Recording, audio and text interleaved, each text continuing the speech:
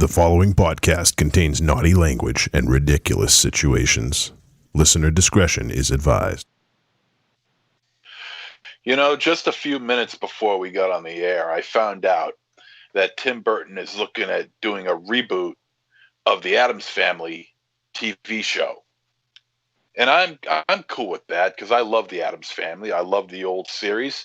I love the movies that came out, 30 years ago, as well as the subsequent sequels that came after them.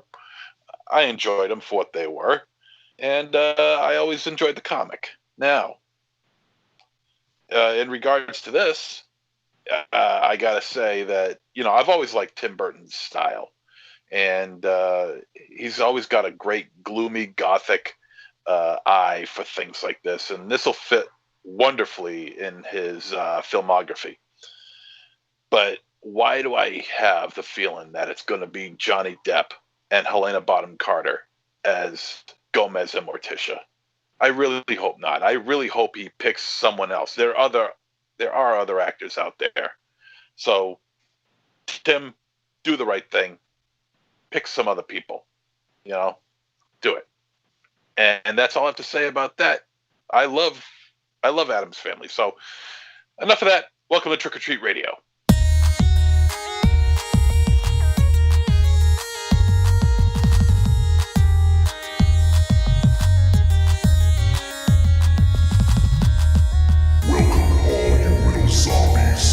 You're listening to Trick or Treat Radio, starring the Deadites.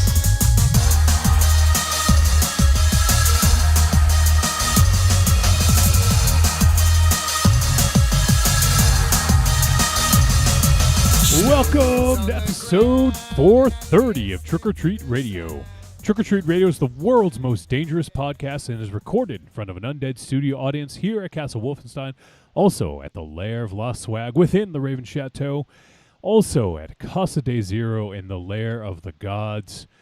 We are streaming from 4 locations, as usual, in this post-COVID world that we live in. One of these days, we may be, or most of us may be, in a studio together, but that day is not today. And that makes Raven Shadow sad. It does. Can it be tomorrow? We're not doing a show tomorrow. He does a show every night. Sometimes it's aired, sometimes it's not. Yeah, I'll be broadcasting from the bedroom. Bombaleo in the dock. It's me and Ollie. I don't want to know. I don't want to know about that. I'll send you a picture. No, nope, definitely don't. So anyways, Trick or Treat Radio, we discuss at least one film a week. We argue, we make fun of each other, and we're just a bunch of idiots. So thank you for spending your time with a bunch of idiots. You could be spending your time with a bunch of idiots on a cable network right now or later in a little bit if you're watching this live, but you chose us idiots, so we appreciate that. Yes. You put lipstick on? Yeah, when you put lipstick, I'd fuck me. What are you doing over there? He's about to do a tuck dance. We don't need that.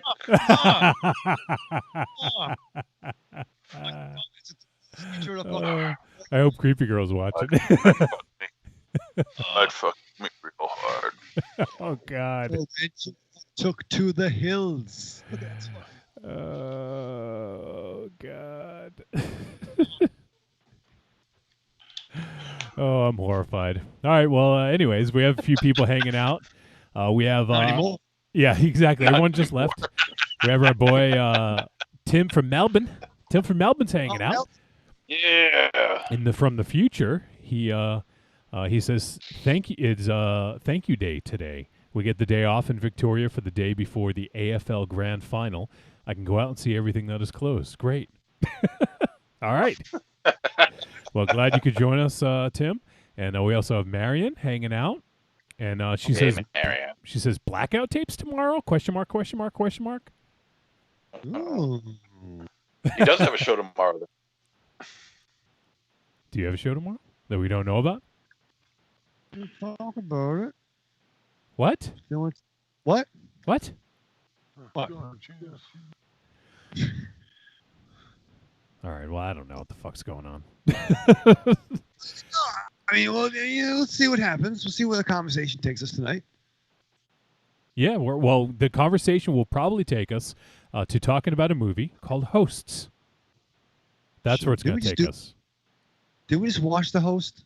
We did Host, not Hosts. This is plural, Rachel. You know the difference? Not really. So there's a movie called The Host. No. Yes. There is a movie called The Host. There's the movie we did on Monster Piece Theater called Host. Just Host. And now this one is called Hosts. Host. I With feel the like most. This is the plural form, meaning more than one. Rachel, what's plural mean? You want me to conjugate that for you? You know what conjugate means? I demand to see your high school diploma. it doesn't matter. Okay. And I did. Okay. Aries was there. I got pictures to prove it. But no, it just feels like this all should be one trilogy, but it's all different. What? What? Just They're because it three shares a completely similar separate name? Yeah, it's like, X-Men Origins Wolverine, and there was the Wolverine, or like Fast and the Furious. Ravenchild, and Fast and Furious. But those exist in the same world. This is not. Yeah. These films are completely different and separate. They are, John. You're absolutely right, and that's why I'm confused, because I feel that we're watching the same movies again. There is nothing confusing about it. They're just three separate movies in three separate worlds that have the word host in the title as the only word in the title. Raven Shadow. It's not the host, and hosts. Raven Shadow. There are other podcasts with hosts. You know that? We're not the only one. No. Do you think we're the only podcast with hosts? I do. Well, yeah, no. There's some really good ones out there. But that's kind of like how I play like Scrabble, where I just throw like the and S's on stuff. I think just try harder, fucking title creators. I cannot picture you playing Scrabble. I don't. I can only imagine you getting your ass. Probably doesn't play a lot if he's putting the in front of words, which isn't allowed in Scrabble. Yeah. Yeah. Or an S at the end of every word. I'll put S or ing. Have you ever used Themyscira? A, I can't spell that. B, that's got the at the beginning. Oh, yeah, no, yeah. The mascara. The mascara, yeah, by Maybelline. They're pretty good. Which actually, that's a flaw. That's a mismarketing fucking thing, Gal Gadot wears the mascara. You know what I mean? Oh, MZ's gonna cut himself. Jesus. Thank God. Oh, like live suicide on air. Oh my God. Oh my God. That was perfect. Yeah, it was perfect. Oh man. So so we're going to be doing the film Hosts, Raven Shadow. Hosts. Oh. Marion says, or she asks, is MZ not wearing pants again? No. Oh God! Oh okay. God! Oh. Wait, speaking of MZ, something's different about you. I can't quite place it. Did you trim your beard? No. You shaved your mustache. You shaved your mustache. That's No. it. No, I plan to go full Gene Shalit one of these days with that thing. But Oh, your hair. What'd you do to your hair? oh yeah, I colored it. It's a nice vibrant blue now to match my balls. Oh, I don't know. God. I don't know. They're pretty I don't know. What do They're you pretty guys backed up, aren't they? It's gone to his head. Well, let's put it this way. Let's put it this way. Remember how the dam broke in Superman, the original Superman? Thank you. Yes. Yeah, it was kind of like that. Okay. But yeah, Yeah, that went nowhere. No, I did it. Saturday? I think. Was it Saturday? I think I did it Saturday. Yeah. What prompted the change? Just something different. Just All right. something different. Did you go in with that in mind, or did the hairdresser help you decide? No. No. Actually, the other half decided to. She chimed in and said, "Why don't you dye your hair?" And I said, "Okay." So I did. The dark half? You talking about the Stephen King book? No, the other half, the dark Okay. half. Well, it was a good idea. I think it looks good. I like it. Yeah. I like it. I wasn't. I mean, remember way back in the day, Wolfie, when I started working for Spooky World? Yeah. And I don't know if you remember this, but we were working in the circ, and I bought some like Manic Shock like red hair dye. Yep. And I put that in my hair, and I was growing a big ass afro at the time. Yeah. But the thing is that I didn't know that you were supposed to take all the color out of your hair first. Right. So I dyed my hair with the way it is, brown hair, and it didn't exactly come out right. My hair kind of looked like a chocolate cherry cake or something like that. It didn't look right. I So still have pictures of that when you guys came to a manor party later on that evening. Yeah. Do we come in our makeup? Yeah. Yeah. It was the first time he tried growing his hair out. Yeah. Guys are on the old blue. At the time I had short spiky hair, like short for me, but it was like, a little bit longer than MZ's, and I used to spike it up in the top, and I had I used to use red gel as well. I don't know if we use the same stuff, but I would put like little red spikes in my hair when I did Spooky World. Yeah, I remember that. Yeah, it was called Manic Shock, I think it was called. I picked it up at was it it's Manic Panic. Newbury Comics.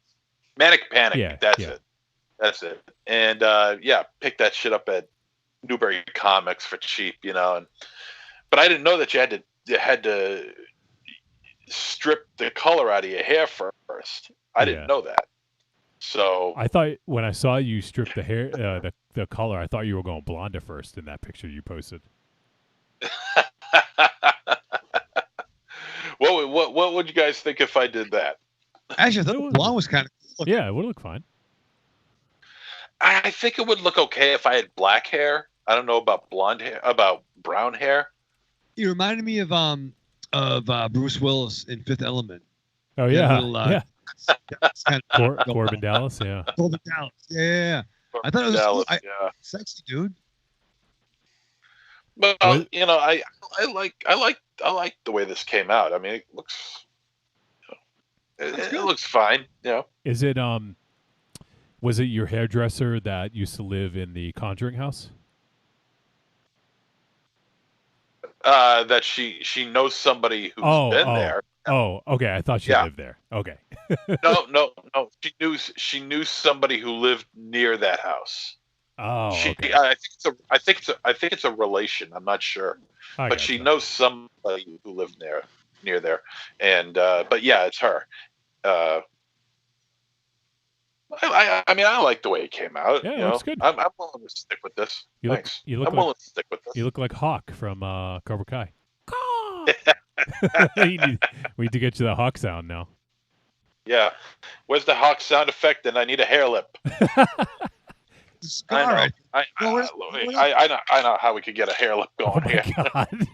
Jesus Christ. For those not watching the live feed, he took a box cutter to his lip. It's going to make a hell of a Halloween costume. Yes, it will. One that will never go away. Tim Chuma asks, did you dye your pubes? Please don't. You have to check? Yeah. Yes, I do. Let's hope that camera doesn't fall again the other way. No, I didn't. Everything's clear down there? Well, I mean, clear, I guess. I mean, Well, there's still a rash. depending on what your definition of clear is. Yeah. Got There's no a color. weird thing going on down there. Tim also says a friend from Boston had matching hair color and his balaclava. Does anyone know what a balaclava is? Yeah, it's a small Middle Eastern island. I thought it was a dessert pastry. Actually, Baklava? it's fuck it. Are you having a stroke? What's going on? It's It okay. might be. So a balaclava is a form of cloth headgear designed to expose only part of the face. Right. There you go. You all right, Ram Shadow? We're gonna live? You gonna make it? You're gonna die. You're gonna die on gonna us? die on us? At episode 430? It's a momentous occasion. And we won't notice. Thank you. Tempo. Get you back for that, you bastard. I'm Blue Meanie. Call me the Blue Meanie. You know what? It's weird. You bring up the Blue Meanie. And I've always wanted to ask him about where he got his name from, because I remember way back in the day, I'm talking about the late 70s, possibly early 80s. I don't know if any of you guys remember, all right, you know where the Stop and Shop is in Grafton, right? Yeah. Yes. Okay. Remember how before there was a Stewart's, and before that there was a place called the Mart? Yeah. Mark, Hell yeah. I used to buy Okay. the first G.I. Joe figure over there. It was Flash. All right. Well, they used to. I remember I picked up it was like a no-name brand type of puppet that kids can make, and I bought one. Well, actually, my mom bought me one. I didn't buy me one. I didn't have a job. She had a job. How old were you? The point is that she bought me the goddamn puppet. How old were you? Maybe 9 or 10. Oh, you should have had a fucking job, you layabout. Jesus Christ. Right. And there was a puppet there called the Blue Meanie, and I picked it up. Oh yeah, okay. And all it was a hand puppet, where you could put your pinky finger and your thumb in the arms to make them move, and then you could just make the mouth move. And it was called the Blue Meanie. It was just like a big blue pile of fur with a pair of eyes and I think a red nose. And I always wondered if he ever got that idea from that puppet. I don't know. It's just. I think the Blue Meanie is someone from the Beatles' Yellow Submarine. Yeah. Yeah. Is it? Yeah, it is. There's a character from that. He was a big pup, and then in Aries, it's the Blue Meanie from Yellow Submarine. Wow, I haven't seen Yellow Submarine in like 40 years. Jesus. That's what it's from, I think. But he lost a lot of weight and married Jasmine St. Clair, right? Yeah, he did. Yeah. And then he gained it all back and she left. Jesus.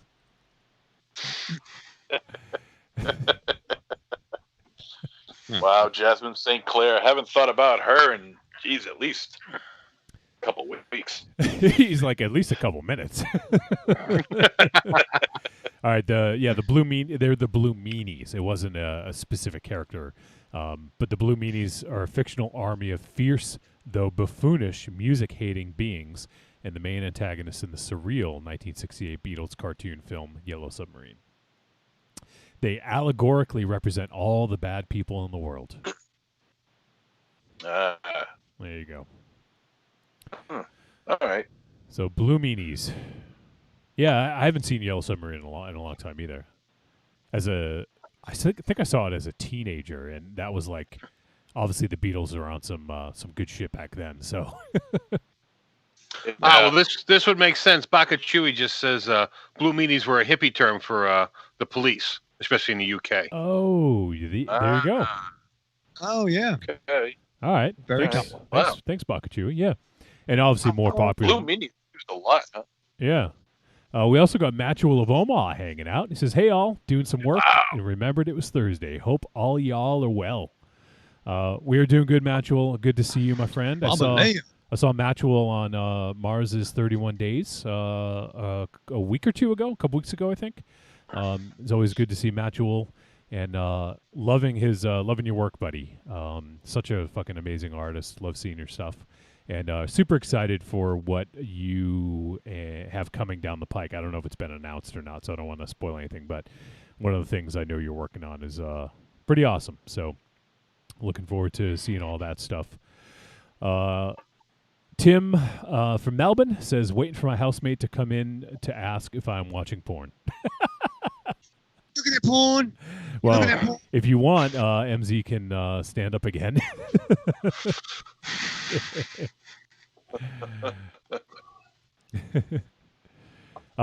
Evil Corny is popping in. He says, I was just talking to Rocky, and we were wondering how MZ got Smurf Bukkake on his head. Wow. He was playing Smurfette, and there was everything else fell into place. Literally, yeah.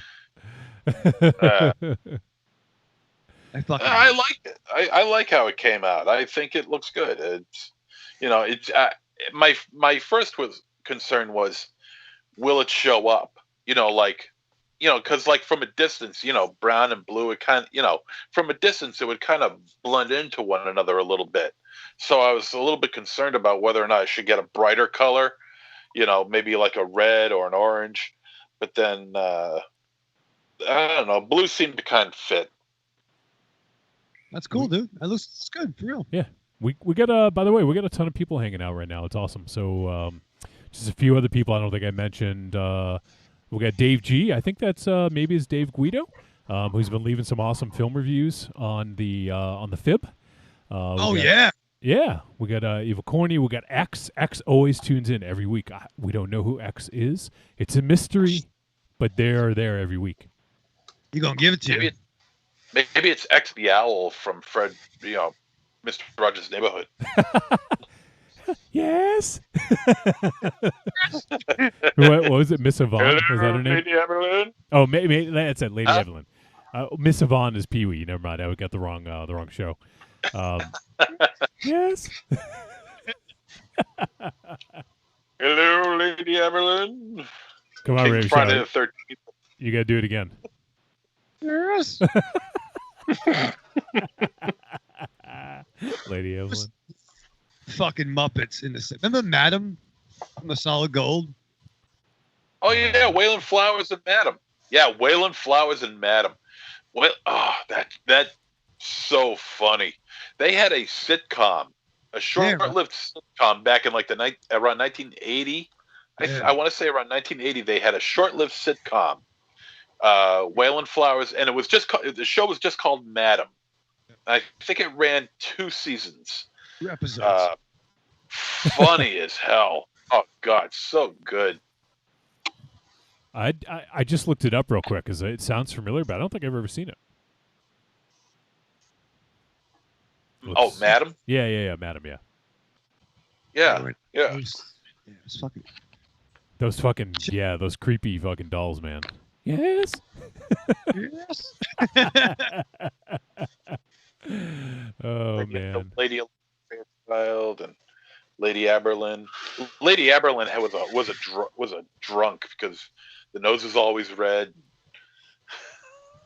Oh, Lady. I was saying Lady Evelyn. I'm fucking up all the time, all over the place. Is Lady Elaine, right? Aberlin. No. Lady Aberlin. For Mr. Rogers, I mean. Yeah, Lady Aberlin. No, it's Lady Elaine. I'm looking at it right now. Yeah, no, there was a lady. Yeah, there was Lady Elaine Fairchild, and there wasn't there a Lady Aberlin? She was the one who ran the what was it? The merry-go-round. Oh, you're okay. You're right. Yeah, she's not a puppet though. Yeah, okay. Lady Apperlin. You're right. Yep. Who was Lady Chatterley? She was my lover. Yeah, there you go. See, thank you. The one guy who gets it, but that was for you, buddy. Yes. One thing's for certain: Monster Zero knows his porn. Thank you. Matchuel of Omaha says Lady Avril Lavigne. Yeah. Oh, so- Gator boys. Dave G says short on cash, so I'll watch Hosts another time. But so far, digging 31 days of movies, guys. Yeah, Dave G. Anyways, Dave G. Hosts is not one of the 31 days. All the 31 days films are streaming on a service, whether it's Shudder, Tubi, or Netflix. So we decided to go with ones that were not VOD. So Hosts is the films that we do weekly are independent of the 31 days. So speaking of which, MZ, I guess we'll do a quick catch up here on the 31 days. Sure. Let me see. What do we kick off with? I think last week, you started with Intruder, I believe. Intruder, yeah. Scott Spiegel classic. Love that movie. Starring the recently deceased Danny Hicks.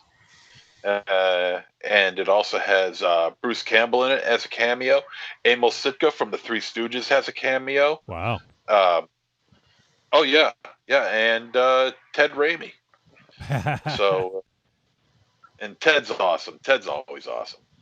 And it's a very stylish slasher flick. Very good movie. Highly recommended. Yeah, I've never seen it. I'm hoping to. You've never seen? No, I've never seen Intruder.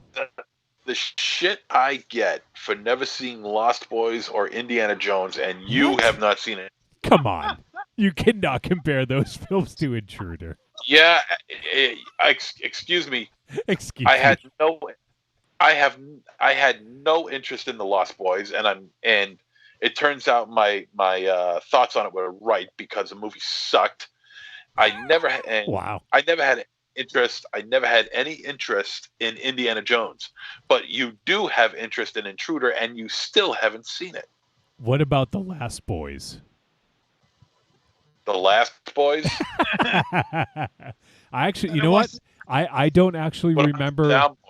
I went through a phase where I watched like pretty much everything that Bruce Campbell was in, and I must have either never got a hold of this one or forgot it existed, because when you mentioned it, I didn't remember it. So it's one of those films that I just wasn't on my radar.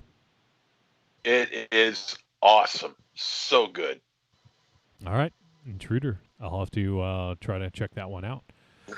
Speaking of Ted Raimi and Bruce Campbell, I almost forgot about this. I wanted to bring it up. I don't know when it's coming out. It may be coming out later. I think it might be closer to Halloween. But I joined. You're going to hear this, Raven Shadow. You're going to like this. I was on El Goro's podcast, Talk Without Rhythm. Whoa, is it coming up? Coming up to talk about Army of Darkness. Do. Actually, you know what? Just remembered, MZ. I didn't convey one of the stories that I wanted to convey. That you, when we first met, gave me an Army of Darkness shirt, and I completely neglected to mention that on El Goro's show. Do you remember that? Yeah, well, thanks a lot. Yeah, thanks for that. I give you a shirt, and what do? Puts on a podcast. I wore it until it had holes in it, literally. Like I used to wear that on stage for the Deadites shows, like right up until I just couldn't like put it over my head anymore. It like had so many fucking holes in it. So, but no, yeah, I'm going to be coming up. I guess El Goro's doing an episode.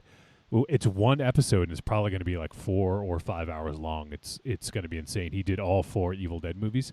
So he did Evil Dead 1, Evil Dead 2, Army of Darkness, and he did the remake of the Evil Dead. And had different people on for each of them. Me and Michael Koopmans, my boy Coop, who, were talking about Army of Darkness. I believe Mars was on for Evil Dead 1. And Mike White from the projection booth is on Evil Dead 2. So it should be a mammoth of an episode and should be pretty cool. So I appreciate El Goro asking me to be involved. But I did see Army of Darkness in the theater, which was a good memory. I saw it actually in near Universal Studios because I happened to be in Florida at the time. There on like a family trip, and we went to Universal Studios, and they had a billboard for Army of Darkness. I'm like, oh my god, I gotta go see this fucking movie because I love Evil Dead 2.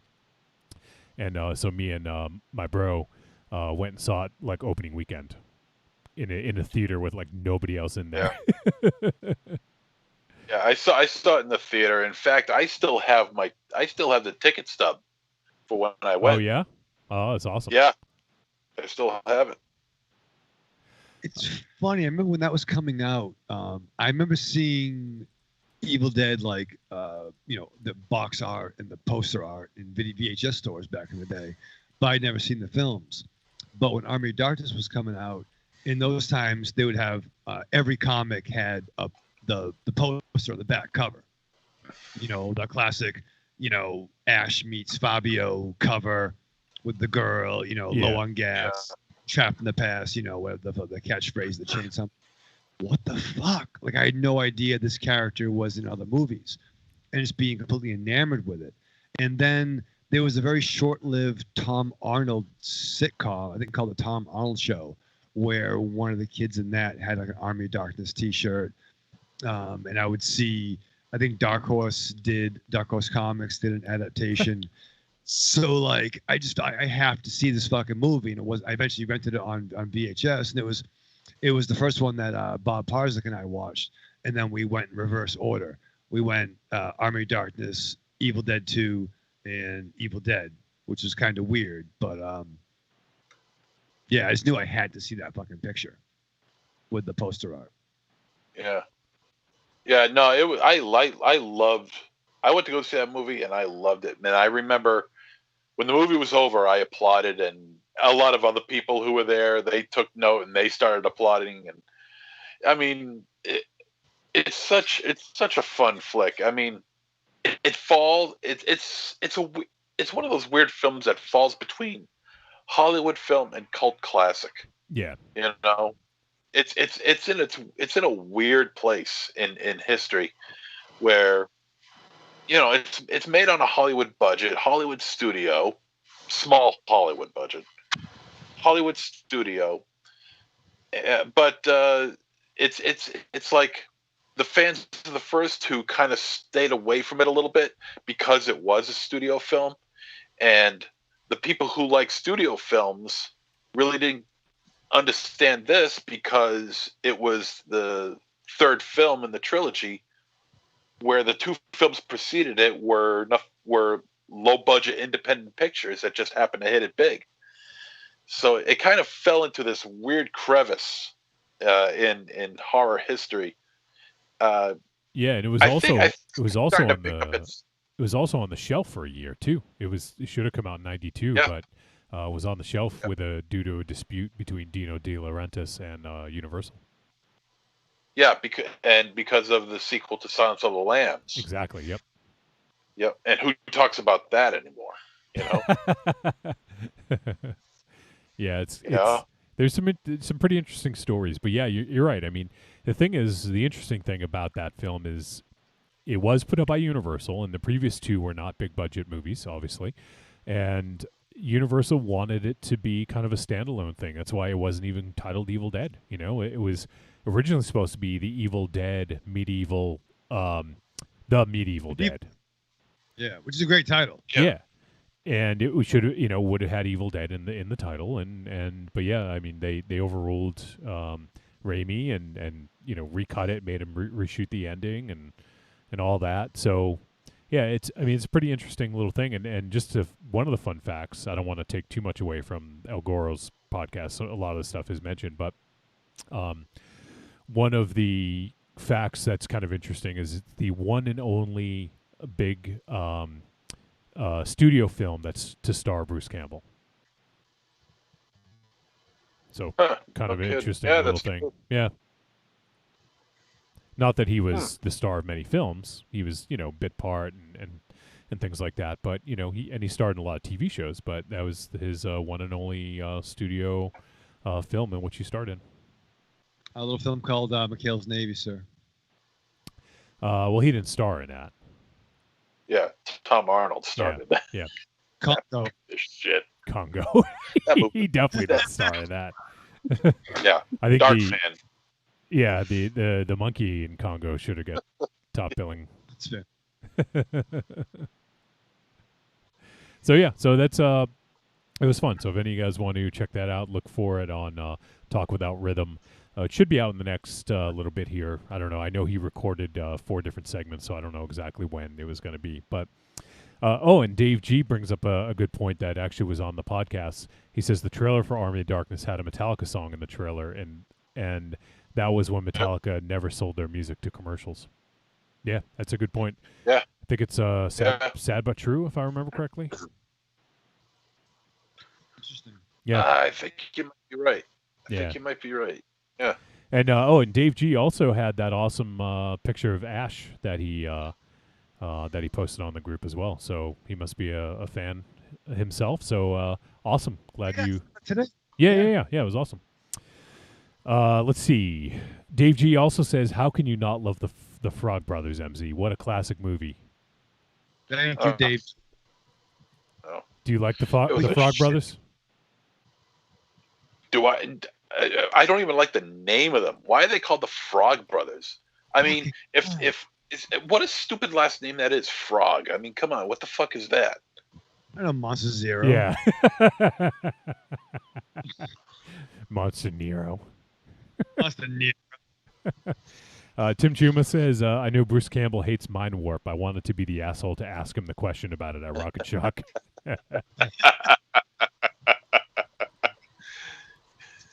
5,000 miles just to ask Bruce Campbell a question about a movie Yeah.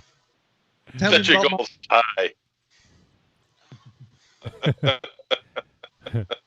But yeah, what's interesting, it's interesting that they did essentially like an adventure movie. It a horror franchise that kind of transitioned into an adventure movie, But but they were able to do a lot of the stuff that influenced them. I mean, obviously you see a lot of Three Stooges kind of gags in there, and then also some of the Ray Harryhausen stuff that Sam Raimi was influenced by. So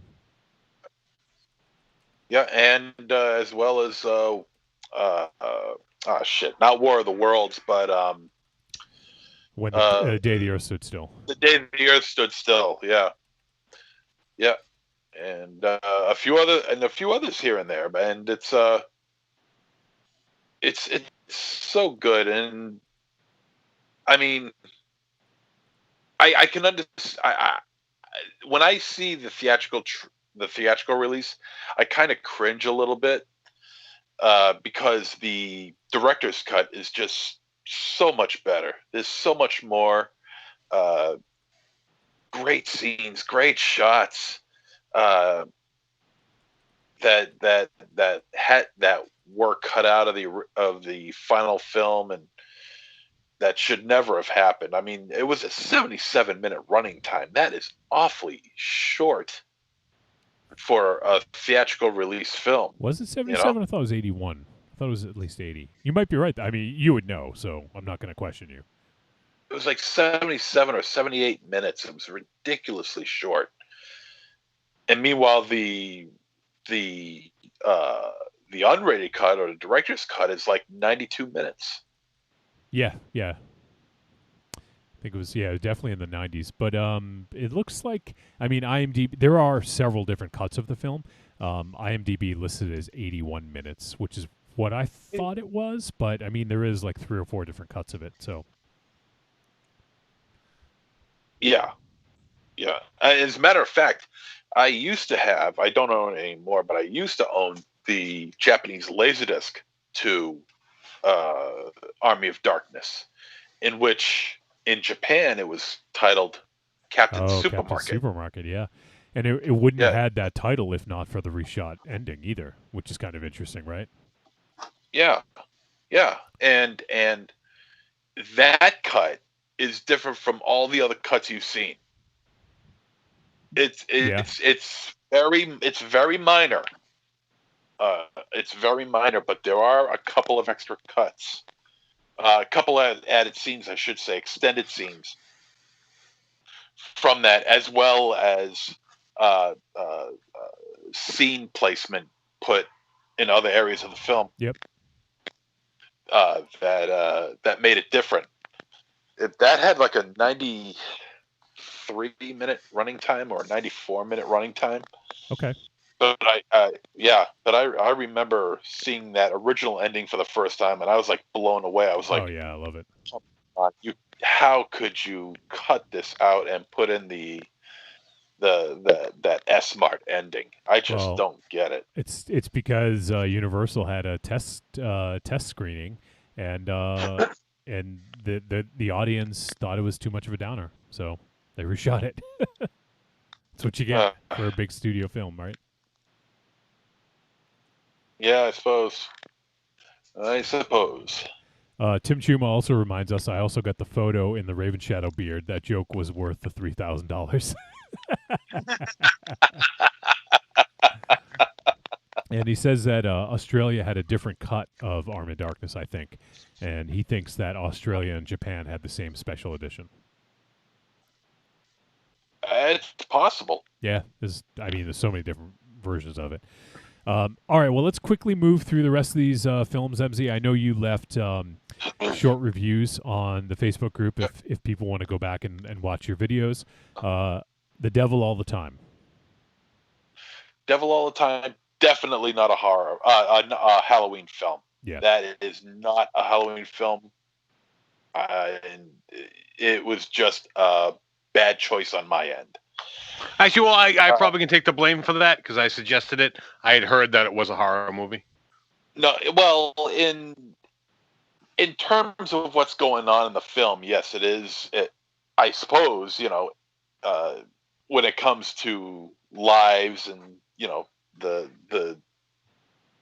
corruption and shit that's going down and brutality, yeah, I guess you could say it's a horror film. But as if it's more of a drama crime drama film. What else is there? Suspense. Yeah. Well, no, I just didn't want you to take the hit for the pick because I was the one who suggested No. it. Well, no. I mean, the hit's on me, man, because I'm the one who decided that it was going to be in there. You suggested it. I said it was okay to go in there. But it's definitely not a Halloween film. That being said, it is a good movie, and I do recommend it. So watch it in November, right? Yeah. Watch All it with the family. Watch it with the family during Thanksgiving. All right, Sleepy Hollow. Speaking of Tim Burton, you mentioned him earlier. Oh, yeah. This guy's vision of gothic horror is great. He should really never do anything else other than that. It really is good. Come on, Sleepy Hollow is fantastic. Yeah, and it was his last great film. I don't think I've seen it since the theater. Sweeney Todd. Oh, it's so good, dude. I mean, even the special effects are good. Even those still hold up. Fantastic work, fantastic looking film. Johnny Depp and Christopher Lee and Michael Gow and Christina Ricci and Jeffrey Jones. Well, not Jeffrey Jones. Christopher Walken, don't forget him. Christopher Walken, yeah. Christopher Walken is awesome. Awesome. So hey, don't forget the man himself in that, who played the Horseman without the head. No. Walken was the head for the Horseman. Oh, without the head you're talking about. Okay. Yes. He was good. Yeah. Who? Ray Park, yes. Oh. Ray Park, yes. Ray Park, who exposed himself on social media. Did he? What? No. Yeah, look him up. Yeah, he posted a video on Instagram. Yeah, real classy stuff. Oh God, Jesus Christ! A dick pic. Have you seen Ghostbusters? Ray Park Jr. Not Ray Park. Yeah. We got to see Ray Park Jr. All right, let's quickly go through the rest of these, MZ, because I want to move on here. Yes. The Guest. The Guest is awesome. Yeah, it follows a very typical formula, but it's still a good movie. Yeah, we did it on the show quite a while back, and I really enjoy that flick. Fade to Black. Fade to Black is one of these hidden gems that never really got any notoriety. And when you look at the cast, it's really good. I mean, just a fantastic movie, and it has Mickey Rourke's first film role. So, and Tim Thomerson. So definitely check it out, and you could learn a few things out of this movie too, because it spills out some, noted Hollywood facts about films, mostly from the 30s and 40s. Definitely check it out. Worth a watch. And there was an interesting, I think it might have been EF Contentment. I apologize if I'm getting the wrong review, but someone posted, it must have been EF because he had a really good review of it, and basically said he thought it was really similar to The Joker, like similar story. Yeah. That was EF. Yeah, would you agree with that, MZ?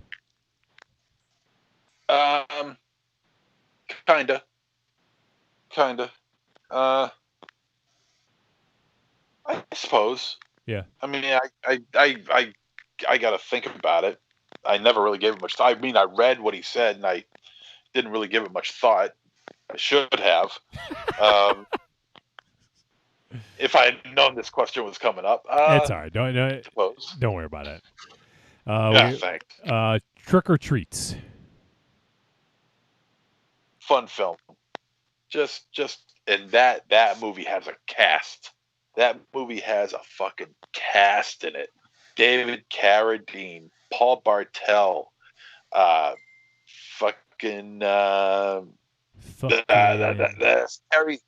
Carrie Snodgrass, Peter Jason.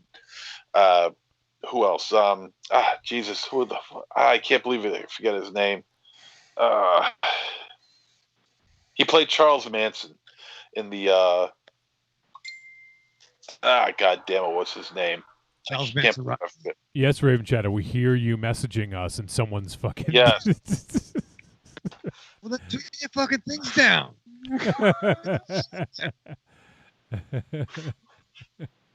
Yell at me, Johnny. Was it Steve Railsback? Steve Railsback. Yeah, That's it. yeah. Just a fun movie, and I love the kid in the movie, and he's got Tommy Jarvis beat as far as a kid who plays pranks, has masks, does all the gory shit. Has Tommy Jarvis beat by a mile. This kid is awesome. Definitely check it out. All right. Let's see. Actually, we got a quick hit review here from David G. He says, putting my review here for Trick or Treats on Tubi, and I thought it was classic 80s horror schlock with an unexpected ending. That movie was a trick until the last second when the surprise made sitting through it a treat. Really? Wow. I loved it. I thought it was fun. It's one of those movies that go under the radar, that feels like it was made specifically for home video, but because of the cast, it had to have made it in the theater somewhere. Perfect Saturday night horror movie, especially during this time of year. Fantastic movie. I love it. Autopsy of Jane Doe. Watched that today, and I had that listed at number 5 on my top 13 when we watched it. Yep. So many years ago. So just a simple, straightforward storyline about the unnatural and the supernatural, and it has stars Brian Cox in it, and he's awesome in anything he does. So just a great, suspenseful, at times scary horror movie. Well worth a watch. David G. He gives a quick little review. Says, my review of the Autopsy of Jane Doe. Great movie. Thought the actors were all cast well, and the jump scares were definitely present. This movie was a treat, and I love how macabre the story was, especially the stuff they revealed about Jane Doe. Throw some biblical explanation of stuff from Bible verses, and I feel like I'm learning at Spooky Sunday service. All in all, I can't wait to watch more off the list now. Awesome. Well, I'm glad you dug that, Dave G, because, yeah, it's a really good movie. I'm glad you chose that one, MZ, because it's, if people hadn't seen it, it's one they should definitely check out. I think so too. And tomorrow is going to be, or Friday, I should say, in case anybody's listening later on. Friday is going to be House of the Devil. Yes, from Ty West. Yeah. I'm Ty West. We haven't had Ty West appear on the show in a while. Yeah. So to round out the rest of the week, we have the House of the Devil, Haunt, Dark Night of the Scarecrow, The Changeling, The Void, Deep Red, and Session 9. It's a good lineup. And one more. Hell House LLC. No. I'm just doing up until next Thursday. Oh, Yeah. Okay. Yeah. All right. So then there'll be 2 more after that. But yeah, there's some really good ones coming up this week. Right off the bat, House of the Devil and The Void and Deep Red and Session 9, all like 4 of my favorite horror movies probably. So awesome stuff, and hopefully if you guys are continuing to play along at home, let us know at the end. Obviously, we love when you share during the month. Please do. Send us voice messages, podcast@trickortreatradio.com. Send us an email or post reviews in any of our social media, and we'll do our best to read them. You can even send a PDF like our boy Baka Chewy did last week. However you want to get them to us. And the conversation also is going on Discord. So a lot of folks have been posting their thoughts about it in the Discord channel. If you guys are not already part of our Discord channel, just look in the show notes on wherever you listen to the podcast, Apple Podcasts, Spotify, Stitcher, Amazon, anywhere you listen to our podcasts. In the notes, it should be the second link down, should say join our Discord server. Just click on that, bring it right to Discord. If you're not already a member of Discord, if you don't have an account, it literally takes 30 seconds to set it up. Super easy. And you don't even have to be a Patreon supporter to join. There's a couple chat rooms that you can join even if you're not a Patreon supporter. But if you are a Patreon supporter, you get access to more rooms. And depending on which tier you're in will determine which rooms you have access to. So the higher up you are, the more access you get, the more you have available to you. And also, speaking of, MZ's been doing a great job of letting folks know, for every film you watch in October, you get a point to be entered into a contest. And so basically one point equals 1 entry. So if you are a patron supporter, you get double points. So if you end up watching 10 films for the month, you get 20 entries. You double it.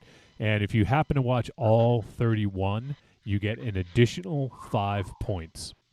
So if you watch all 31 and you are a Patreon supporter, that means you have 72 points potentially if you watch all of the films and are a Patreon supporter. So that's a pretty good shot at winning whatever the grand prize is going to be. We'll be announcing soon, and you guys got about a week and a half left to get some films in. So let us know, and also please let us know by like early-ish November 1st. I think Sunday, November 1st. If you've played along and you finished watching some films, please just let us know. If you want to, you have to send us the email because I can't keep track just by going through social media. So please send an email to podcast@trickortreatradio.com and just list the films that you've watched. Or if you want to, you can take the art that I created and use a markup feature on any of your smartphones and just let me know which ones you've watched or X out the ones you didn't watch, whatever works best and whatever's easiest for you. And then we'll tally up the points and we will pick a winner. So, and if you guys are not Patreon supporters, go to patreon.com/trickortreatradio. And for as little as $2 a month, you can help support the show. If you guys want, for $2 a month, you get the exclusive audio that we do every single month. We got some cool stuff coming up for that. So looking forward to putting out some more content, some more exclusive episodes.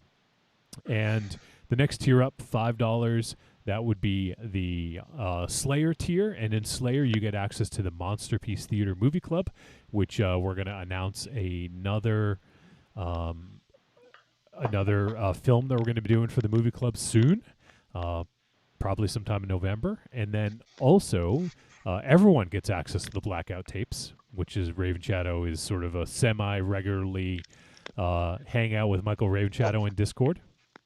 Oh, it's very exciting. It's very exciting. And then finally, we have the Terminator tier. And if you're in the Terminator tier, you get audio, you get video, you get everything else I've talked about previously, and you have the ability to come on the show and be a co-host and pick the films and the topics that we discuss. So you can pick 2 films or a film and a topic to discuss. And I'm excited for the next one we got coming up. It'll be coming up. We just solidified it. It's coming up the second Thursday in November. Will be our next Patreon show. And I'll just announce it right here. Let the cat out of the bag. We're going to be joined by EF Contentment for that show. Super excited. He picked I haven't even told you guys, but he picked some different films. It's going to be something a little bit different for Trick or Treat Radio. Flair. So looking forward to that. That should be really, really exciting. So if you guys want to get in on that, we have a couple more that we'll get a schedule. So if you are in the Terminator tier, don't fret. We'll be reaching out to you soon to schedule your appearance. We're doing one a month. So, and we do them in order of how people signed up in that tier. So there is still some room. That's limited, so we're limiting it to 12 a year. So if you guys want to get in on that, there's still some room. If you want to be a co-host on the show, if you ever dreamed about hanging out on a podcast and talking shop with us, talking some films, that's your opportunity to do so, and it would be awesome. And it's a great way to help support us. So we appreciate all the support all of our patron supporters have given us up to this point. And also, I'm going to mention this here. We're going to be doing a Halloween show as we typically do. We do a Halloween show every single year. It's a bonus free episode that we provide. We've done it every single year for the past 7. I guess this will be our 8th. And this year we're doing something a little bit different. We will be doing it live. We will be doing a live show for Halloween, and we're doing a team up. I don't know if he's mentioned it yet, so I won't let the cat out of the bag. Come back next week for some additional information, but it should be a lot of fun. We have some stuff that we're kind of in the works, and one thing I want to do is all Patreon supporters, I want you guys involved. You guys will be hearing from me probably in the next couple days. I got something in mind that I want everyone to be a part of, and because we're originally going to do it live for Patreon only, but then once we did the team up, it didn't make sense to do Patreon only, because that's just for our supporters. But when we're teaming up, obviously, it's a different thing. So I have a way to get Patreon supporters involved. Hopefully you guys will dig. So look forward to seeing that on Patreon, so you guys can you'll have to act relatively quickly and you'll be involved in the episode. So should be fun. Should be looking forward to seeing what people come up with. So look for that. And that's the best way to support us on Patreon. If for some reason Patreon just doesn't work for you, for whatever reason, there's a few other ways. You can go ahead and use our Amazon link. Go to trickortreatradio.com, scroll down, look for that Amazon logo. You're going to click on it. It's going to bring you to Amazon. It's going to input our affiliate link. Everything you purchase in that session gets attributed to us. Doesn't cost them any extra, Michael Raven Shadow. Well, it's another way to help keep the lights on. There you go. And, you like when people keep the lights on, right? It helps me see. So, and then the final way is trickortreatradio.com. We have a store. Click on the link for the store, and in there you're going to find the greatest hits of Trick or Treat Radio. If you are a new listener, relatively new listener, you haven't been around for the duration of the 8+ years, however long we've been doing this stupid shit, 7 years? I don't even remember anymore. Is it 8 or 7? No, we had an 8th anniversary special. That's right. We did. Yeah. I don't even remember. So it's 8+. 8+ years. So if you haven't been around for all of them and you want to hear some of the highlights, the lowlights, the midlights, everything in between, Raven Shadow, you can go ahead and check out the greatest hits. We'll get 3 volumes. You got something to say, Rave Channel, about those? Yeah, they're good. They're funny. A lot God. yelling. A lot of yelling, some songs. Yeah. Some songs, content. There's some content. It's a lot. It's a cacophony of chaos, man. Ooh, yeah. Well, was that one of our old sort of things, or was that a new one? I don't remember anymore. It's been 8 years. Yeah. All right. Well, something might get recycled. Yeah, we got to wrap this up. We are going to head to a break in just a moment. But before we do that, Michael Ravenshadow, I want you to tell me what you did to prepare to watch the film Hosts. Not Host, not The Host, but Hosts. Well, first of all, I was fucking confused, John. Because I'm like, didn't we just watch the fucking Host? You know what I mean? So I get. We didn't watch The Host. We watched Host. That's the one we watched like a couple months ago. Host. I know you're telling me, but that's what I did. You asked me what I did before the movie. That's the conversation I had with Marion. You said, I was taking all. You said, "Did we watch The Hosts?" I'm like, did we watch the fucking Host? As I'm taking, that's what happened. She was upstairs and I was downstairs, and that was the question I had. Yeah. And she's like, no, this is Hosts with an S. And I said, oh, that's fucking stupid. That's real talk, Marion, right? We had that conversation. I'm assuming there was a couple more "you're an idiot" thrown in there. I mean, she always thought it, but didn't say it. You know what I mean? It's been 2 years, but I don't think we're at that stage yet. But no, I'm sure it was thought. We watched it. You know what I mean? You completely derailed me, Johnny. I was going somewhere else, and you fucking were doing that, and it fucked me up. So I mean, I guess. I was confused by the Host with the S's and the those and stuff. But seriously, right? It's fucking corny. Listen. Oh, God, Jesus. Davy G. E of Contentment, right? Be a little more, movies could have a little more fucking, what do you want to call it? Originality. What's next? The fucking Uncanny Host. You know what I mean? The Amazing Host. The Host of Steel. The Insatiable Host. Insatiable Host. Spectacular Host, Web of Hosts. I'm fucking confused. The fucking big brain. surprise. Yeah. There's some dye going into your brain right there. Fuck. Jesus. I'll just fucking strap on. The following message is a paid advertisement for the Cult of Muscle podcast. The Cult of Muscle. You're either in it or you're dead. It's the dawning of a new age. The halls of Valhalla have been shuttered. The heroes of yore have either retreated to the shadows or taken to capering for the amusement of the small folk. Their past glory is a distant memory.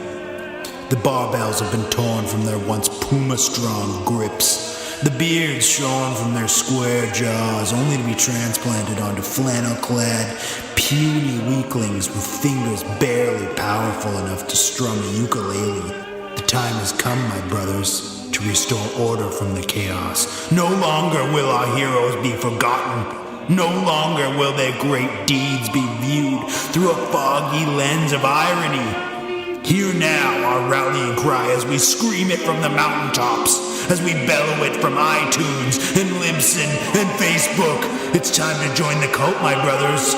So don your cloaks and enter the Cult of Muscle.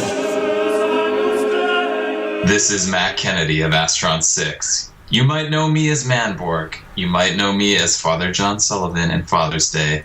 But what's important right now is that you're listening to Trick or Treat Radio. Oh, delicious nerds. Ms. M knows you like to chat it up with other sexy shut-ins about comics, movies, video games, and your favorite TV shows. If that sounds like you, cuddle up to the Trick or Treat Radio Facebook group, or the FIB. That stands for Fan Interaction Board. Just go to Facebook and search for Trick or Treat Radio and have more fun than a Jedi at a lightsaber sale. Not enough? Watch us on YouTube, The Deadites TV, all one word. Last but not least, check out the world's most dangerous talk radio show, Trick or Treat Radio, at trickortreatradio.com. I can tell you I'm never coming back on this show. Especially now that I did that thing that you just made me do. Which I will be sending you an invoice for.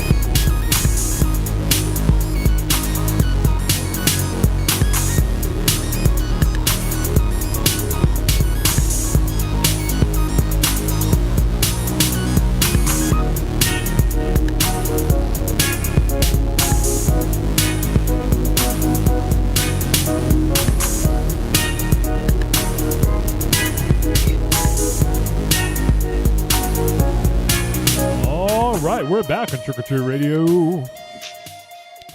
Once again, not all of us, most of us. Yeah. The important ones. Yeah. Yes. I don't think Ollie took Raven Shadow out for a smoke.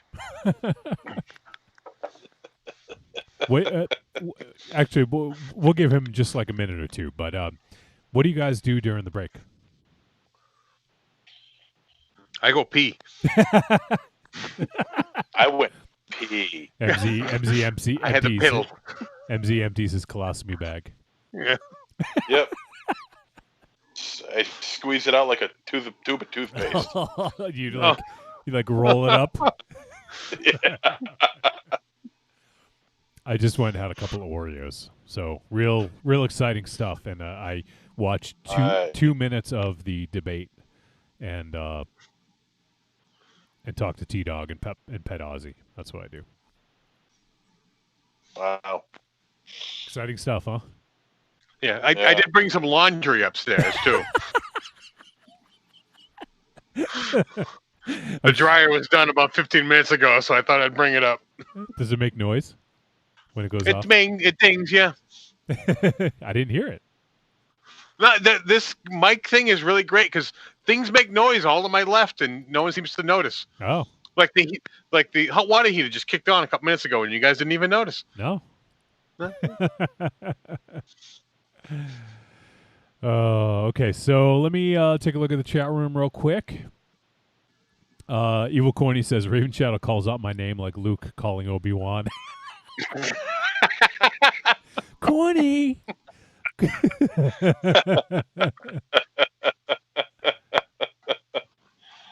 Oh, that's funny.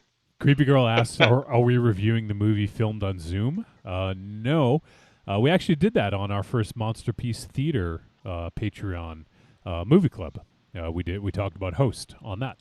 But this is Hosts. It's a British horror film. And I've actually been dying to talk about this film with you guys, if only for one scene. And I'm sure you guys fucking know what I'm talking about. When I say I've been waiting to talk to you guys about one scene, do you know what I'm talking about? I think I do. Wow, okay. I'm not sure. In MZ? Hosts? One certain scene in Hosts? Yeah. There's not one scene that, like, shocked you? What the fuck? Raven Shadow knows. Fucking Matt Murdock knows what we're fucking talking about. Wow. Okay. You're gonna have to refresh my memory. All right. Wow. Jesus Christ. I mean, I have a good idea what we're talking about. I don't know. Yes, Aries got it. Oh, okay. All right. No, I had a feeling that's what it was. And okay. All right. Yeah. Okay. I wasn't too sure 'cause I didn't want to. I wasn't too sure, but yeah. Okay. No, I know the scene he's talking. After that happened, I was like, I can't wait to talk about this. Like, just for that fucking scene alone, I could probably talk for like 20 minutes about that scene.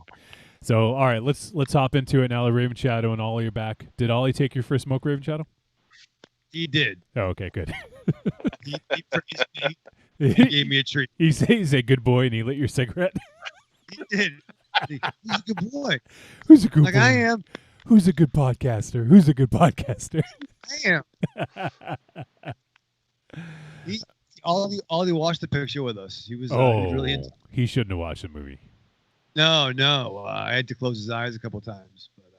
But all right, so we're talking about hosts, not the host, not host, but host, not the new zoo, but the old zoo. Hosts from 2020. This film is 89 minutes. It is a horror film, and it is distributed by Dark Sky Films, and it is written and directed by Adam Leader. I think it's Leader or Letter. I think it's Leader. Leader, and Richard Oakes. And the film stars Neil Ward, Nadia Lehman, Frank Jakeman, Sandra Howard William, Lee Hunter, Samantha Loxley, Jennifer K. Preston, and Buddy Skelton. Esquire. Buddy Skelton Esquire.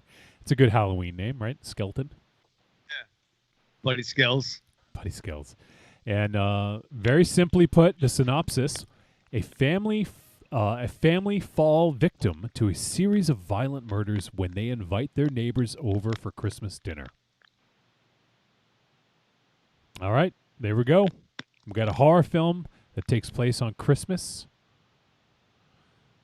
I thought about waiting on this one until December, but I'm kind of glad we didn't because it doesn't really have a lot to do with Christmas necessarily. So it just happens to take place on Christmas Day. But other than someone dressed as Santa Claus, there's not a lot that has to do with Christmas. No, it just justified the gathering. Yes. Yeah, it was just a plot point. Yeah, could have been Thanksgiving, could have been, I don't know, Easter, could have been Canadian Thanksgiving, could have been what are some British holidays, Raven Shadow? Well, this thank you day in Melbourne. Thank you day, yep. You know, Boxing Day. Yep. That's one. Arbor Day. St. Viven's Day. David St. Hubbins Day. David St. Hubbins Day. Yeah. You should do, Raven Shadow, you should do holidays around the world flashbacks. I've been working. Oh. Wait till fucking Saturday. You don't even fucking know. I've been fucking doing some. You mean next Saturday? That's right. Yes, good segue. Saturday. By the way, while you were gone, I already mentioned this, so I shouldn't. But Corny says Raven Shadow calls out my name, Luke, like Luke calling Obi-Wan. I do. I was doing that at work. I was fucking in a fucking. You were working. You're like Corny. Did you call out Corny? I did. I was like Corny. Did he answer? He was in my office. So. Was anyone with you? No. Oh. So Corny says in his best Obi-Wan voice to Raven Shadow, "Go to the weed dispensary. There you'll find a dude named Mike. He will sell you your shit." Pack the bong, Luke. Pack the bong, Luke. Pull out the stems and seeds, Luke. Tap the 40s with the cap, Luke. Hold it in deep, Luke. Do a line, Luke. Okay, Ben. Do a line. Ben, this is getting a little weird here. Product is running out, Luke. Hurry. Put this tab under your tongue, Luke. Take this handful of pills, Luke. With alcohol. Wow. Luke is doing a lot of drugs, huh?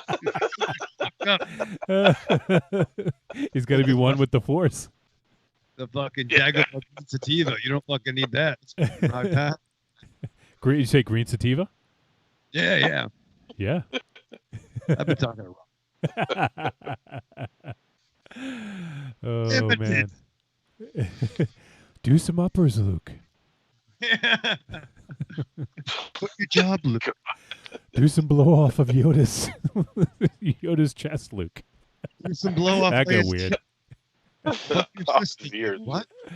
No, do some blow off your sister's chest, Luke. Yeah. You go fucking hell like fucking Laverne, like when Sam Kinison did it. Yeah. Raven Shadow's getting awfully jealous of Luke right now. I want to fucking party. That's like I want to go back in time and party with fucking Carrie Fisher. Speaking of which, her birthday was yesterday, so happy Yes. belated Yep. to the princess, Carrie Fisher. Yeah. Evil Corny says, "Puff puff pass. It's your only toke."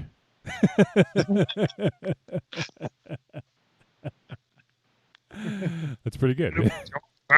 Yeah. Oh man! All right, so we should talk about this movie, huh? Yeah. All right, so in Hosts, we get sort of we start out by meeting. We get some nice establishing shots, some wide angles of Jack, who is played by Neil Ward, and he's traveling by train, and he goes to visit his. I don't know if we established it was a girlfriend. I don't think they talked about if they were married or if it was just a girlfriend. Did they happen to say? Just a I partner. don't remember them saying one way or the other. Yeah, just a partner. Yeah. So So- they live together. Yeah. Oh my God, they live together. Oh my God. So what? They lived in sin. They lived in Holy Sin Raven shit. Shadow. Mr. Furley, like fucking, or the rope is like Rope is. the rope is. Yeah, 'cause he's walking. You know what I mean? Like he's like, traveling. He's a hard traveling hero. He's walking home. Is that what you're saying? Yeah. But then he found like, fucking hunting Santa Claus, which is kind of weird. Yeah. Do you like that hunting Santa Claus? I didn't. I mean, like, listen, I'm sorry, earmuffs, Johnny, but yeah, no, I don't want to shoot a pheasant. You what? Why would I earmuffs that? I like hearing that. But yeah, no, I don't want to hunt anything. I mean, I hunt for bargains, but I mean, like, I'll go to shop. So rather than actually go out and earn your food, you just want to go out and buy it in the supermarket. Yeah. Unless if I was like trapped like Enemy Mine with me and like Dennis Quaid and we were stuck on a planet, then fine, I'll do that. But no, let's go to the bakery. Not bakery because there's no meat there. But I'll go to like The bakery. the fucking Get a the- meat pie the- at the bakery. the- pies. But yeah, no. How about Oh, meat pie. Great. But yeah, no. So there's Santa wielding some pheasant, skins. Yeah. He's not wielding pheasants. He's not He wielding has them. He 4 dead pheasants. He went hunting and he killed 4 pheasants. Yeah, it was like the Boba Fett hunting. He had like the pelts. Boba Fett of hunting. No. If he was the Boba Fett of hunting, he would have been empty-handed. It's true. Someone else would have handed him the pheasants. He would have been Yeah, man. sitting in the belly of one of the pheasants. Yeah. Speaking of fucking overblown reputation, dog. Wow. All right, moving on. Yeah. All right. So we get there. We get a kind of a sweet little scene with the two characters, Lucy and Jack, and kind of like I thought that the writing here was pretty well done. They were just kind of like, I liked the bit about the presents and stuff like that. And she gave him like a horrible looking sweater, and he's like, so I got to wear this thing tonight. Just kind of like playful. He gave her really basically her career path. Yeah, And he gave her it's sweet. a flat, very well thought out gift, which she's crying, and then he gave her just a shitty fucking ugly, sweater. Like a Christmas sweater, like a fucking Yeah. And he pretty much said as much. He's like, I gave you that, and you give me this, and there's no note in it or anything. Yeah. It was kind of funny, but yeah, there was, I think that establishes this couple. Like they have kind of a good rapport. They're fun and that sort of sets up nicely into what happens next. I would say, and as they're home and kind of opening gifts and whatever, just kind of being reunited. I don't know how long they were apart. It didn't seem like it was very long, but Lucy sees some lights in the garden or through the window, and so she asks Jack to look. So he goes kind of like to check it out, and he's out there, and then he comes back in, and because he didn't really see anything, and he's looking for Lucy, and he goes up to the bedroom, which she's up there, and then hears her like kind of screaming, and he opens the door, and she has this light emanating from her mouth, and she's like like shaking and moving around as if she was like possessed or something, and then it just kind of fades to black, and then it opens in another scene. So what did you guys think of the intro here, the opening scene that we got with Lucy and Jack? I think the whole idea behind that first scene was really, really solid. Yeah. You got to understand the two characters with as little time as they were, as short as that scene is what I'm trying to say. You understood them. You understood the relationship, and you understood that they're decent people. And then when some unnatural things go awry outside, and it's handled rather naturally, I thought, and the end result of that short scene, I think, set itself up for what could be a pretty interesting movie. Yeah. So it's going to be difficult to talk. I want to keep some stuff kind of under wraps here in terms of, I wouldn't say that this has like a twist a minute. There's not a ton of twists going on here, but I think it's better if you go in cold with a lot of this stuff. So, I kind of hesitate to say too much more about it. But I think it's an interesting, fairly quick setup. And then from there, like the rest of the story just kind of plays out. And they go to dinner over their neighbor's house. And, we get to meet the family. There's Michael, Lauren, Eric, Cassie, I think Cassie was the mom, and Ben, who is the younger son. So it's basically like an older parents, and they have two kids that are like, I guess my guess is in their like upper 20s, maybe early 30s, and then Ben, who is obviously younger, he must have been like early teens, is my guess, right? That'd be fair. I think even preteens. I mean, one thing about the intro, I just want to throw out there. Yeah. The guy with the Santa Claus with the pheasant pelts is who we see is a neighbor. We see him later. Oh yeah, the dad. Yeah. It might be a little bit ominous, their introduction, and I got to say, like when he went outside to look at the lights, that's when I started to get kind of pissed off, because I don't like. My first gut reaction to this was it's a home invasion picture. And I fucking hate. You could, well, I mean, without giving too much away, you could say that it is. Fair, or maybe an unorthodox or a different version of that. But yeah, my first thought was like, I fucking hate home invasion movies. Much like overall, I'm not saying I hate all of them, but my quick capsule things, I don't like home invasion movies. I don't like fucking body horror where hair and teeth fall out. I don't like that shit. Oh, for Christ's sake. It gives me fucking anxiety. And home invasions fucking bother me. And maybe it's supposed to. Maybe it's because that... Oh, yeah, it's definitely supposed to, because that's one of the sacred things that we have is our home.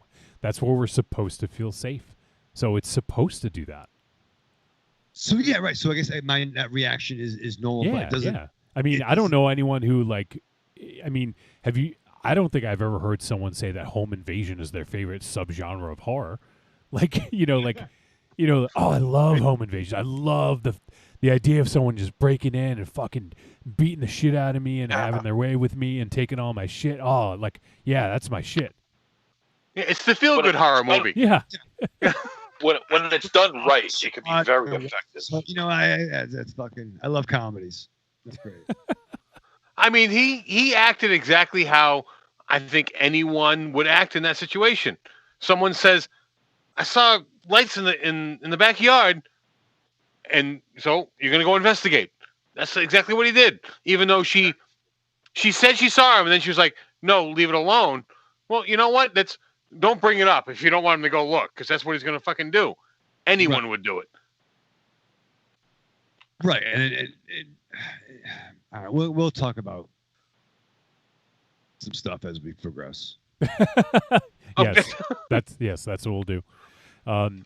So, there's a lot of elements here, and I hesitate to mention sort of like, oh man, since not a lot of people have seen it, I will mention this. Some aspects of this film reminded me of Jar Jar Blink's picture, Signal to Noise.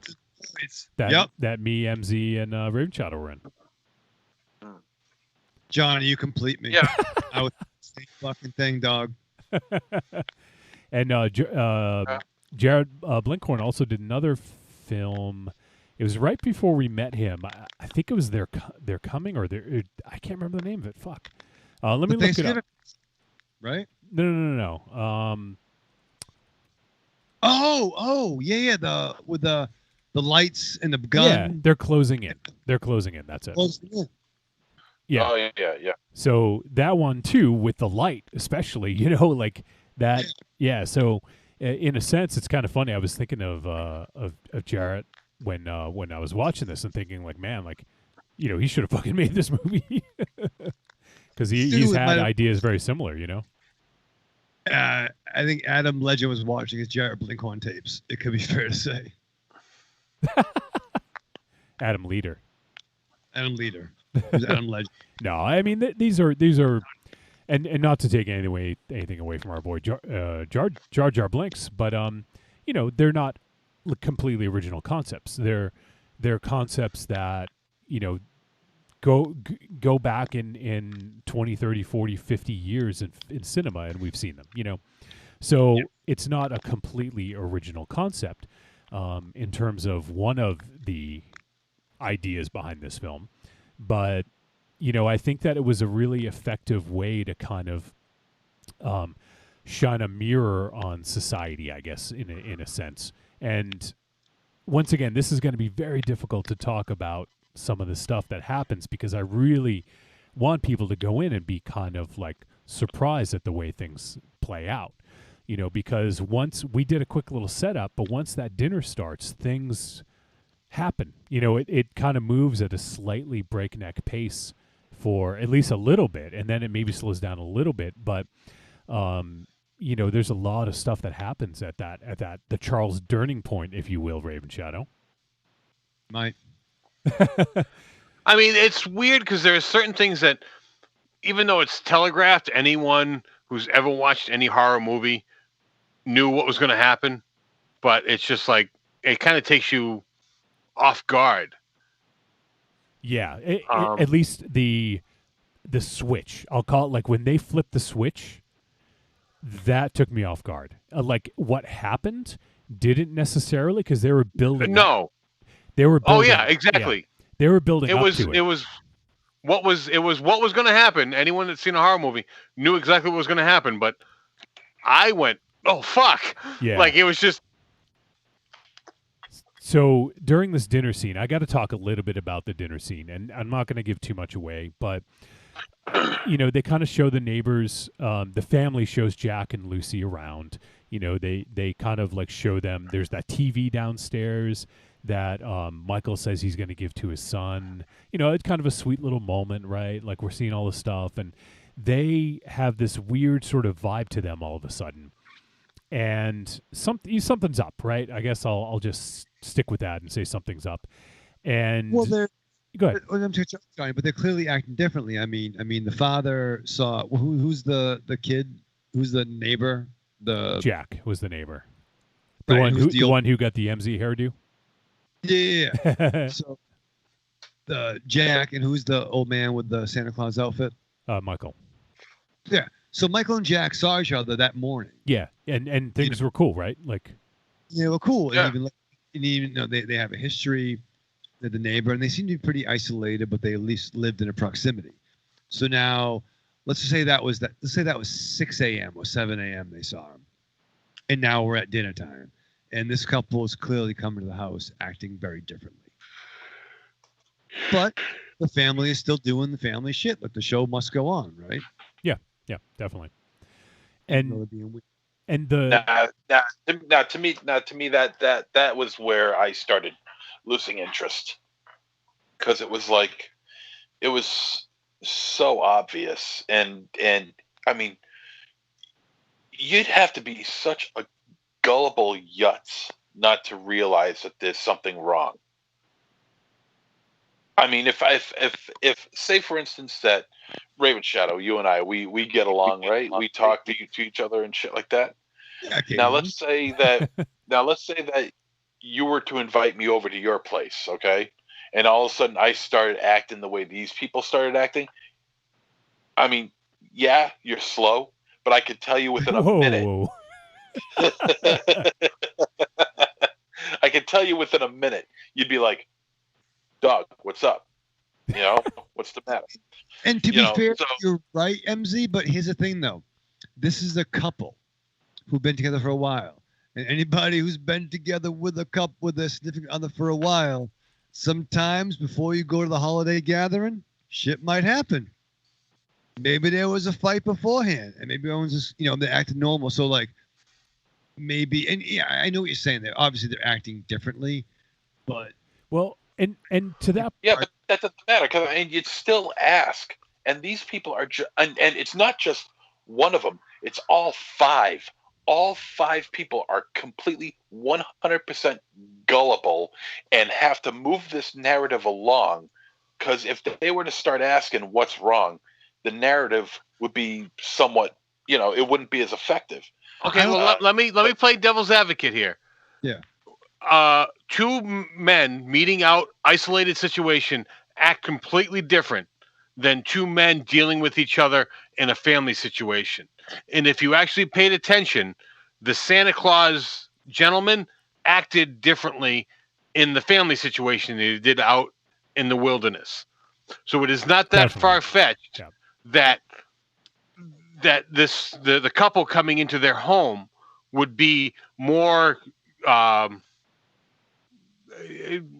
I can't think of the right word, but not act the same way that you saw him act out in the woods. Okay, so then what about the women? How do you know how the woman acts before this? Yeah, how do you know how she acts beyond the interaction with her husband or boyfriend? So because we didn't see any interaction between the women beforehand, you're automatically assuming that this is normal for them. You're assuming that it's greatly different, that it would cause them to go, "What's wrong?" When friends will act a little different and you can let it go. And if they choose to bring it up, you talk about it with them. I think you're reading too much into this. I'm not reading. I'm being a human being, because if my friend is a little off, I let him be.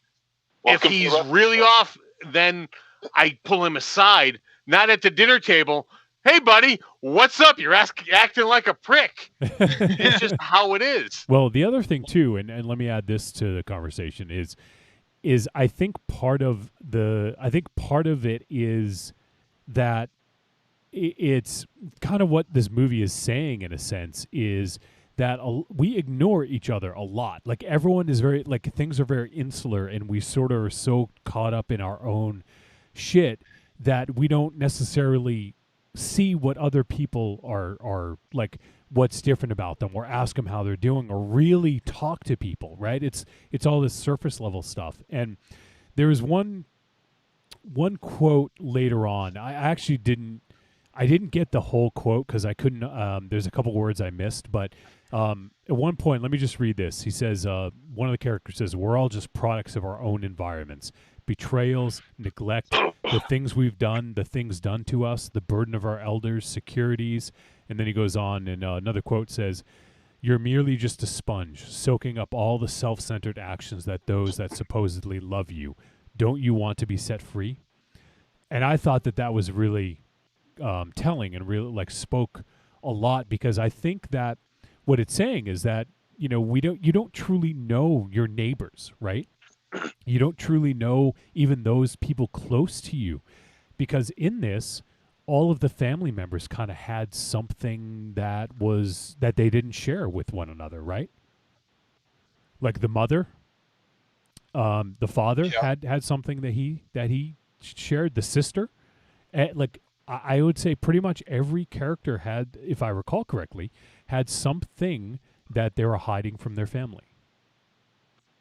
So I think it just goes to show you that that's kind of the point here, is that you don't truly know your family, you don't know your neighbors, and I think that they purposely showcase that as a juxtaposition, because we're saying, why wouldn't you say something? Why wouldn't you do it? But that's what this is trying to say, is that we're ignorant to the problems of other people because we're so tied up in our own shit. And I think I personally think that that's what it was saying. I mean, I can see that, and as because the family was very self-contained. Yeah. When the dinner came on, they really normally you have a house guest over, your interactions kind of revolve around them. Yep. They were just very, even though they were acting off, they still didn't try to bring them into the conversations at all. They were just very isolated. Yeah, no, definitely. And so now let's get to that dinner scene. So the mother has, once again, this thing that she has not told anybody. And she is revealing it on Christmas as like sort of a Christmas present to her family. And the way she sets it up is so like, you feel it's going one way and then it goes another. And then it's like this moment where it's like a moment of pure joy almost, right? And then while this is happening, one of the characters, you can see just the look on her face of what she's doing while listening to this was so fucking creepy to me, because the mother is like pouring her heart out, telling this thing, and then you have this other character sitting across from her with this fucking like impish grin, like I don't even know how to describe it, but it was like oh shit, because I was focusing on the mom and I was like, oh fuck, what like what is she doing that's it's like so disturbing, And is there anything you guys want to say before the fucking thing happened? Is there anything that you noticed about that scene leading up to the No, nothing more than you've already said. Was it a roller coaster in its own right? Yeah. So we're definitely on this roller coaster of this mom telling this this news, and it's like, oh fuck, oh no, that's good, and then all of a sudden this movie, I have to say this movie shocked me, and that doesn't happen very often in cinema. This movie shocked me, and there's something that happened in that dinner scene that I was not granted. I had a feeling it was building up to something like this, but with the suddenness of how that happened, it was like, holy shit. I was like, I almost like stood up. I was like, whoa, because it was so sudden and brutal. Yeah. It wasn't so much the suddenness of it. It was more the brutality of it. The brutality of it was rather pretty strong. Yeah. Much stronger than I figured it would be. And I do give a standing O for that one. Raven Shadow, what were you going to say? No, I fucking blew back like Def Comedy Jam. Like, oh, what the fuck? You know what I mean? Like, and it was like some level, like, It Comes at Night, or whatever the fucking picture was. Fucking like, I've just not seen that level of fucking raw brutality in a long time. Yeah, and the way they showed it was pretty brutal too, because they focused on it, of what happened. Like it was like like beating a dead horse, literally. Like it was like over and over and over. And so not only did you get that suddenness of like holy shit, but it was like over and over and over and over, and it was like whoa, holy fuck! Like that scene at the dinner table. What was that? It should be done now. Nope, it's gonna keep going. That scene at the dinner table was outstanding. Like honestly, I almost would give this movie a treat just for that scene alone, building up to it, and then what happened, because it was like that was one of the like best and most shocking scenes, at least this year, if not in the last couple years, of films that we've seen. It's definitely the film's money shot. Yeah.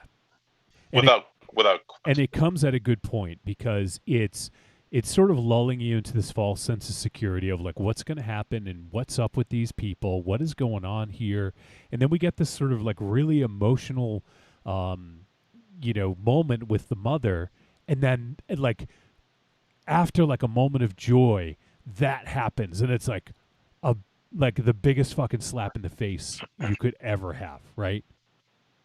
Like that scene might need to be in film school.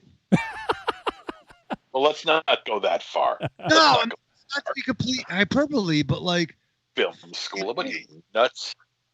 It's just you know what? That's not that far off. Because were you ready for that scene? But leading up to I was ready for the scene. He's seen a Serbian film. Brutality of it. Not the severe brutality of it. Not necessarily the brutality. Just by the sheer fact that it took us off our guard, us who watch horror movies regularly, that in and of itself is something. No, I mean, you knew it was. I knew it was coming. I knew it was coming. You guys had to have known it was coming. Okay, well, that's what I'm saying. Wait. It's the brutality of it.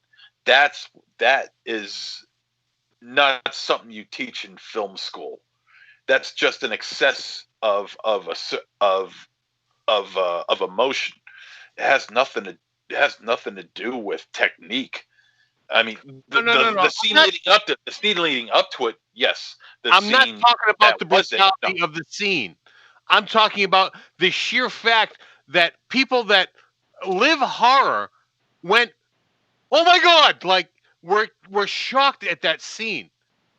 Not the brutality of it, the scene in and of itself.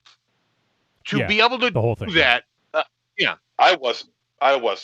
The brutality, yes. The scene, no. But you don't think I call bullshit. I call bullshit there's on not that. many films that take you on that roller coaster ride like that did right there.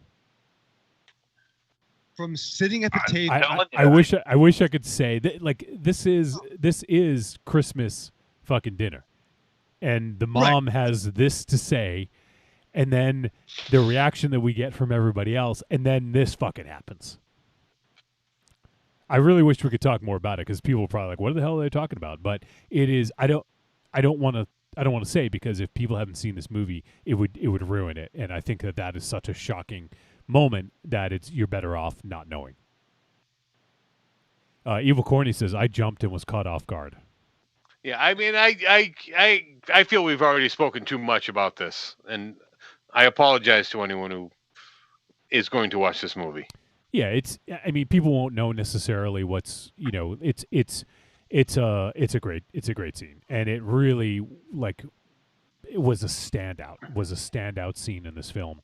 And there was some other good stuff in this, but that was the coup de grace, if you will. What do you call Raven Shadow? What's the main course? Oh, denouement. That's the end, right? I'm not sure the main course. I know the amuse bouche is the appetizer. But that was that was outstanding, and it was, like I said, it's difficult to shock me in films, and that did it. It fucking shocked me, and applaud them for it because it was beautiful. Yeah.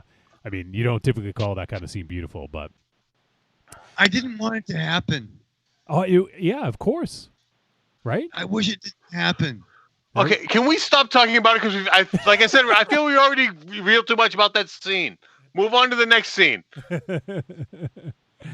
So at that point, there's not a lot I want to cover because we do get into revealing, additional things. But there was some, I thought that there were some really good scenes in this, especially like the one where I said where I read those quotes.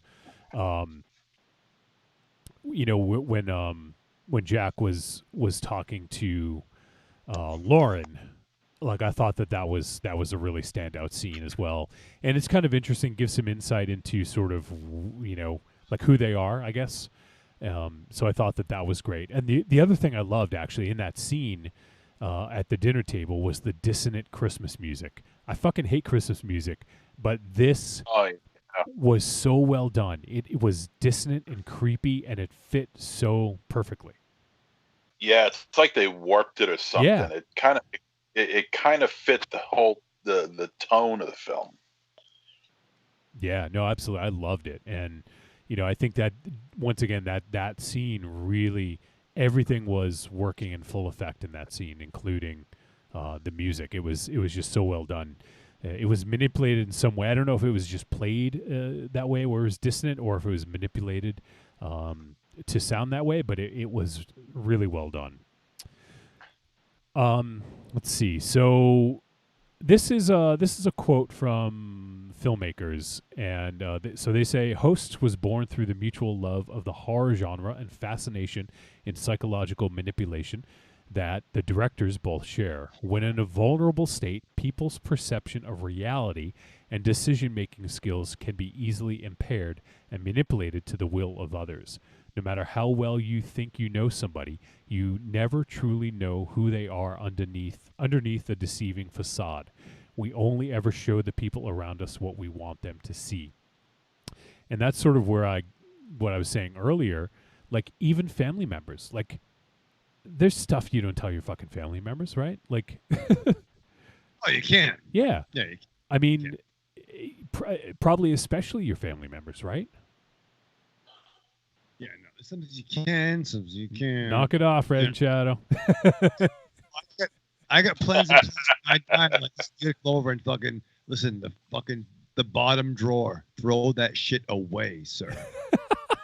Wow.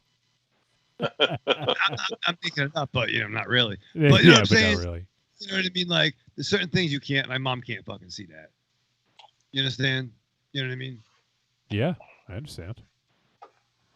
So, but I think that was really interesting, and I'm kind of glad that they played up on that a little bit because I think it made it fairly interesting. Just and once again adding the neighbors in, I thought was genius because it's that whole thing where you could have what is the saying? I don't remember verbatim, but something like like you could have a serial killer living next to you. You don't know your neighbors, right? Yeah, you guys know that quote. I don't know how it's. Yeah, it's a quote. It's a quote. It's about neighbors and serial killers. Yeah. But no, they have a connection, obviously, with them. But still, like, I mean, they're neighbors, but I think they were pseudo, like, part of the family.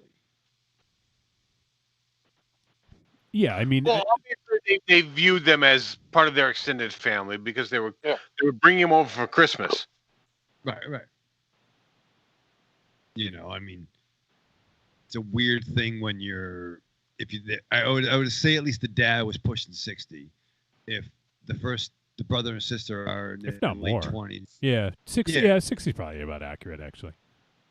If the brother and sister were in their late 20s, early 30s, and then young Baron, or whoever he was, may not have been planned. And he came along, See, I didn't get the age feeling that you guys apparently got. I thought the older siblings were late teens, early 20s at best. I mean, the actors may have been older, but I felt they were portraying people that were late teens, early 20s. I got the sense that Lauren at least was like upper 20s, early 30s. That's the impression I got. But who knows? I don't know. Yeah, that's my impression. Is all I'm saying is that it was late teens, early 20s for the two older ones. But they were definitely most closer in age, though. It's a weird thing where, like, even if they were closer in age, and the younger one may not have been planned type of situation. Right. If they were 26, 27, this cat was like 11 or maybe 10. I put him 11 or 12, somewhere around there. Fair. I'm bad with numbers, but what's 4 plus 3, Raven Shadow? Enough. Enough. Well, enough's now, when enough. You're talking here. Yeah. So I think, I don't think there's too much more we can really discuss about this because we're getting into heavy spoiler stuff. But I thought that all I'll say is the way that they distinguish people was very subtle, but I thought it was really effective, right? Like, do you guys know what I mean? Yeah, I didn't think it was subtle enough. You wish it was a little bit more subtle? Correct. Okay. How do you mean distinguish people? We're getting into spoilers territory. If you watch the movie, if you were looking down a dark hallway and you saw one of these people, how would you see them? Oh my fucking God! Come on. Jesus Christ! Did you watch the movie? I did. Ray Chow, you're looking down a dark hallway. I did. And you see one of these people at the end. Do you see them? I think so. Oh my God! Is there one defining thing that makes them stand out a little bit more? Yes. Okay, that's what we're talking about. Oh well, that was confused. But yeah, what? we established that at the beginning. Well, fair. I didn't know what you meant. Now you do. Now I do. All right. So, and overall, though, I thought this film was pretty damn gory at points. Oh my God. Yeah. There was a couple like, whoa, okay. Even fuck with it. That's why I go back to like, is it Comes at Night? What was the picture that we loved from a couple years ago? Not It Comes at Night. No, it was when the night comes for you. When that comes for you. You know what I mean? Like, comes for us. Oh, for us. Yeah. Sorry. Yep. Action picture that had, and amongst major horror fans, could arguably be said was the most goriest picture they've seen. Yeah, that was one of the most gory pictures we've ever seen. Horror or not, or action or not, whatever. Like, it was bar none one of the most gory. So this movie has some fucking gore, and not just like cheap gore gags. Some very what do you call it? I can't think of the word, but very visceral. Yeah. Visceral and very painful. And there was some deep character study too. There was some characters' interaction with each other that have to make some difficult decisions. And there was frustration with me early on that, I don't know if it's worth, I don't know if we should mention it, but I don't know if anybody else catches the Aries, maybe, the frustration with how some characters reacted. Frustration with how they reacted? You were frustrated? So you never know what you're going to do, right? You never know what you're going to get, Raven Shadow. You never know when they come from, fight or flight kind of stuff like that. All emotionality of sadness, fear, anger. But there was some frustration with me as a viewer of certain characters, what they did or didn't do, if that makes sense. I think I know what you're talking about. There's too many situations I think that you'd need to say, and I don't want you to. So, but I think I know where one jumps out to me maybe potentially. So, yeah, but this is it's a small story that sort of like by the end has like sort of a larger meaning to it, I guess I'll say. I'll kind of stop there without giving too much away. But, you know, I thought it was an interesting glimpse into this world that they've created. And we got to see what happened in this one location, you know. There's potentially other stories to tell in this world, I guess. But this was a pretty interesting one, and you know, how people sort of overcome their differences or similarities, or, you know, like there's just a lot of sort of subtle things that's not really put in your face, and I like that. I like that it was kind of subtle and made you think a little bit. But even still, even if you weren't thinking below the surface, it still works just on the surface as an effective film, you know. And I thought that the tension building was well done, especially as we talked about that one dinner scene, fucking off the charts. Other than that, you know, I think that it may have been hindered a little bit by a little bit of slowdown, middle to to about the 2/3 mark of this. But, you know, I think that there was enough to keep it moving in the right direction and to keep it interesting. So, you know, overall, I think there's you know, a decent amount here to like. So, all right. Well, do you guys have anything else that you weren't able to mention in the main discussion before we head to the verdict? All right. Well, let's go to the verdict. Trick or treat, baby. I wonder if people would say you're a trick or a treat. Trick or treat, motherfucker. All right, it is verdict time. We're going to let you know whether Hosts was a trick or treat. Any final thoughts? Let's start with MZ. The opening scene was quite good. It set up a good set for atmosphere and suspense. You got to know the characters a little bit. In spite of that, you don't really know too much about them after that scene, but regardless, the opening scene for this film is really quite good. After that is when it took a major nosedive. When they arrived to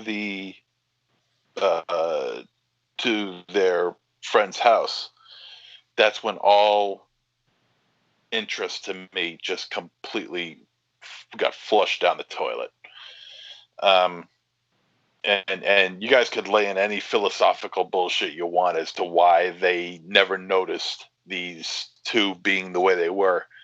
To me, it was a huge red flag, and nobody's this gullible. At least not one, not five people. And while the dinner sequence, the brutality of the dinner sequence, not the build up to it, but the brutality of the dinner sequence was an eye catcher. And as Wolfie mentioned before about the Christmas music being disoriented, which was a nice touch. The movie itself, after, you know, outside of all that, was pretty bland, pretty limp and dead. No pun intended. I just was not interested in any of these people. I just didn't care. There was just no excitement for me in this movie. It was just blah. It's like, you know, it's a short movie. It's got a short running time, but it felt like it went forever. The writing was shit. The acting was shit. The movie was shit.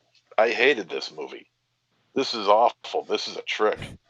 This is like one of your classic fucking reviews. Like, say good things about it in the fucking discussion, and then like, trick. No.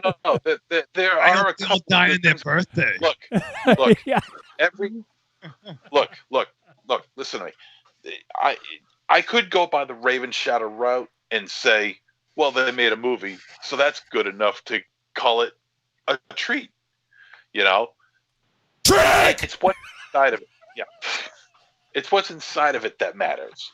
And what happened in this movie was just nothing. It was just nothing there for me. I couldn't. Dear God, no!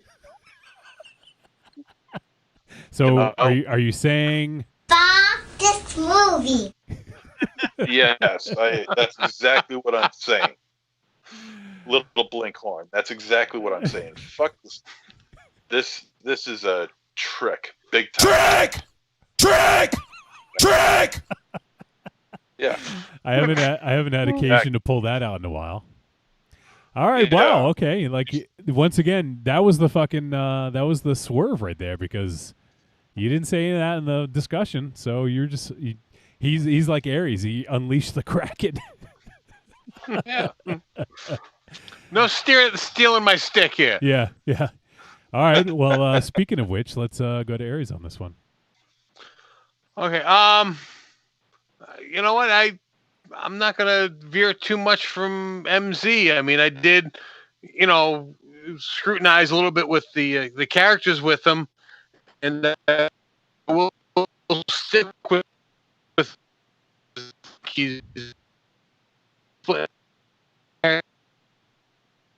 characters. The very good. The backstories with them, I thought was good. The dinner scene, you felt for all these characters, but the acting overall, I don't think was very good. They had a few good ideas and threw them into a movie, but it just didn't come together in the right way. And I don't know if it was that it was because they didn't have a good idea for an entire movie or because budgetary restraints, because this is a low budget movie, because there were certain things that I hoped would pay off and they never did. The opening scene, the character development with those two people, I actually thought the male was a little bit of a prick and an asshole in a certain regard, and I thought that was going to pay off, and you never saw any more of that, so I was a little disappointed. You saw an introduction of other characters towards the end of the movie, and I thought they were going to pay off somewhere. It was nothing. So this movie, although did build to something, it just didn't deliver. There were a couple of good scenes. There was one outstanding scene. But all in all, this movie, you know what? You could probably watch to that outstanding scene, and you'll know it when you see it, and then you could turn it off. But all in all, this movie is a trick. Oh, all right. Let's go to Raven Shadow. I don't even know, man. Fucking up is down. Yeah. Fucking black is white right now. Ollie living with Chloe. What's going on here? Tone to the Mass fucking hysteria. Mass hysteria. Thank you, MZ. But no, I mean, there was some really intense scenes in this. Now, I have no problem with the acting. Everyone did their job, I would think. My problems with the movie is just from a armchair, what's the term? Armchair quarterback, armchair couch. Like I'll tell you what fucking Belichick should have done. You know what I mean? Like I fucking watched football once. You know what I mean? I'm trying to how I would react in that situation. And once again, you don't know. You think you might have an idea. I still think that the many can take care of the few. You got to risk it. I don't have big balls. I don't have firefighter balls. But you mean Z balls? Yeah, but I'm not going to run into a fucking fire, building and carry someone fucking out. Maybe I might try, but I'll get fucking burned. I don't know. But like, I would think that you got to fucking try sometimes. Excuse me, not to interrupt you, because I hate to interrupt people during their reviews, but I didn't want to mention, I believe I do agree with you in this aspect of what you're talking about with the fight or flight. I not on board with how the characters reacted. Right. It was just me, right? At least. No. I am 100% on board, I believe, with what you're trying to say. Okay. So I'll end it there. Thank you. You have my backing, so you're going to end it? Yeah, I'm good. I'm done. Q Buster. It's Oh good no, enough. because you mentioned it. That's the only reason I interrupted before. No, thank you. But that was the problem that I had with the film. And I know it's I didn't write it. That maybe it wasn't what these characters did, but that's where I had the problem with and what made me uncomfortable. There was some really good gore in this, and if you're a gore hound, I think you're gonna find something here. In some ways, it might be a similar story, but in other ways, it might give you just a sprinkle of something slightly different. I'm not gonna say this is fucking Casablanca, but you could definitely do worse. And any more I could say would fuck it up. So I will say this is a treat, man. All right. So for me, and one thing I just found out actually. So the Adam Leader, one of the directors, the band you hear at the end playing the music of the credits actually is his band, In Search of Sun, and they just released a video for that song, I believe. And he is the singer. So Adam Leader, who is one of the directors, is also in a band called In Search of Sun, and they did that song at the end of the film. So one little bit of info that I thought was kind of cool. So yeah, no, I dug this movie. This is definitely a treat for me. If not, if the movie ended at that dinner scene, treat, it's still a fucking treat. That scene alone for me is going to give this movie a treat no matter what else happens, because that was fucking standout. Now overall I thought the movie was good. There definitely, there was some stuff. I think I had some pacing issues, like I said, around the halfway to 2/3 mark where it kind of started to drag just a little bit, but I think that this had a really strong setup. I think really strong cinematography. I loved the music. I just thought that it added a lot, especially that dinner scene with the sort of dissonant Christmas music. I thought was really, really strong. And this is I believe it is a directorial debut for both of these directors. I think they've done some shorts and some music videos and stuff like that, but I believe it's a debut. So I think that is pretty impressive. And let me see. I just wanted to see who the music was done by. I don't see it here actually. So okay, well, but I thought overall it was a strong film. This is a really strong debut. I think that for horror fans, even the most desensitized, hardened horror fan is going to get something out of this, even if it's that one scene. I honestly feel it's worth watching for. I think it's, even if you don't like the rest of the movie, I think it's absolutely worth watching for. And I think that there was enough good here to put this over the top for me. And I really dug this a lot. And like I said, maybe some pacing issues, maybe some decisions that could have been done differently. But overall, I think this is a strong film, and I think a lot of horror folks are going to dig this. This may be one, it takes place on Christmas Day. So if you're into the horror movies in December kind of thing, this is definitely one to add to your list for that. Because there's probably not that many horror films that take place on Christmas Day. There's a few that come to mind, but this is another one you can add to that list. So, yeah, no, I dug it a lot, especially, man, I'm going to keep talking about that scene, but that scene was fucking standout. It was amazing. And for me to kind of stand up out of my seat, that's saying something, because I'm so desensitized to a lot of this stuff and, just kind of take it in stride. But that made me fucking stand up and applaud. And that, I would have loved to have seen that in the theater. Imagine that playing in a fucking theater, the gasp and the fucking hearing everyone at that scene. That would have been impressive, I think. So, yeah, I'm looking forward to seeing what these guys do in the future. I think there's a lot of good here. And I think with some more seasoning and potentially better script, I think they could do a lot. So it is a treat for me. Looks like Raven Shadow and I were on the treat end of things, and MZ and Aries had differing opinions of tricks. We'll just keep it there. All right, so what was that, Rip Shadow? MZ's pissed. He is. I am? Yeah, you're pissed, man. You look pissed. You look like you want to smack someone. You got a big puss on your face. All right, so next week it is not our Halloween show because we're doing a show on Halloween, but it is a show. It's our last weekly show before Halloween, I guess you could say. So we wanted to pick something that maybe is rightfully spooky, and we do tend to like our horror anthologies on the show. We haven't had too many great ones.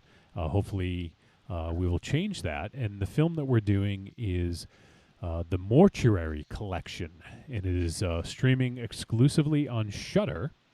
And it stars, or at least maybe not stars, it features one Clancy Brown, who I'm always on board. If Clancy Brown's doing something, I want to fucking see it. I don't care what it is. Love Clancy Brown. So, looking forward to this one. And actually, I will give a little shout out to our boy Pabst. I saw that he actually was watching this. He posted on social media that he was watching it, and it was between this and another movie. And he said that he was really digging it. So that was kind of like the, kind of put it over the top a little bit. So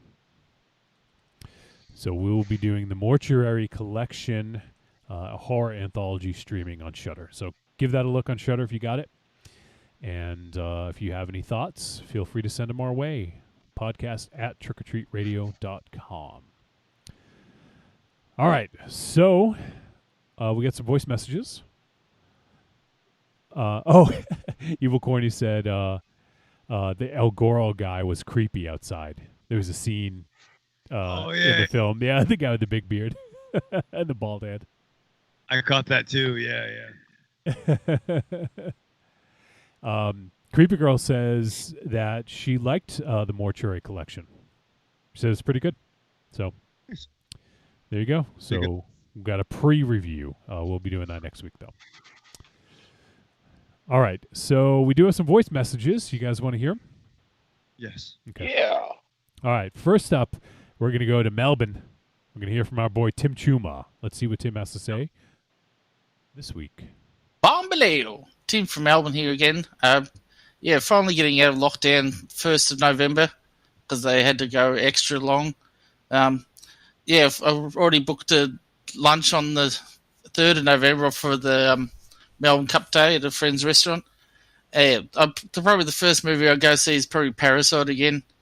And nice. They meant to have the Polish festival on my birthday, but it's virtual. I don't like virtual pierogi. Probably Monster Fest is not on until next year now. All right, thank you. Bye. All right, Tim. Thanks for checking in, my friend. And I would love to see Parasite in the fucking big screen. Love that movie. Did he say it was the 1st of November there already? No, he said they're lifting restrictions on the 1st of November. Oh, okay. I was like, wow, they're really far ahead. Jesus Christ. They're a week in the future. So it all works out. Maybe I'm sick or something, but did he say something about a virtual pierogi? Yes. Okay. I just wanted to make sure. I don't know what you do with a virtual pierogi. I don't know either. He's a pisser, that guy. Yeah, most people are pissers, MZ. Yeah. All right. He's a pisser. He's a hot shit. He's a hot shit, yeah. All right, well, let's hear next. I know hopefully he's staying safe out there. The news coming from Wisconsin hasn't been good about COVID cases, so hopefully he's an essential worker, so hopefully he's staying safe out there. But let's hear from our boy, First Time Mike. 9 more days to Halloween, Halloween, Halloween. 9 more days to Halloween, Silver Shamrock. Halloween 3 rules. Yeah, MZ. Fucking A. I know, you're a big fan.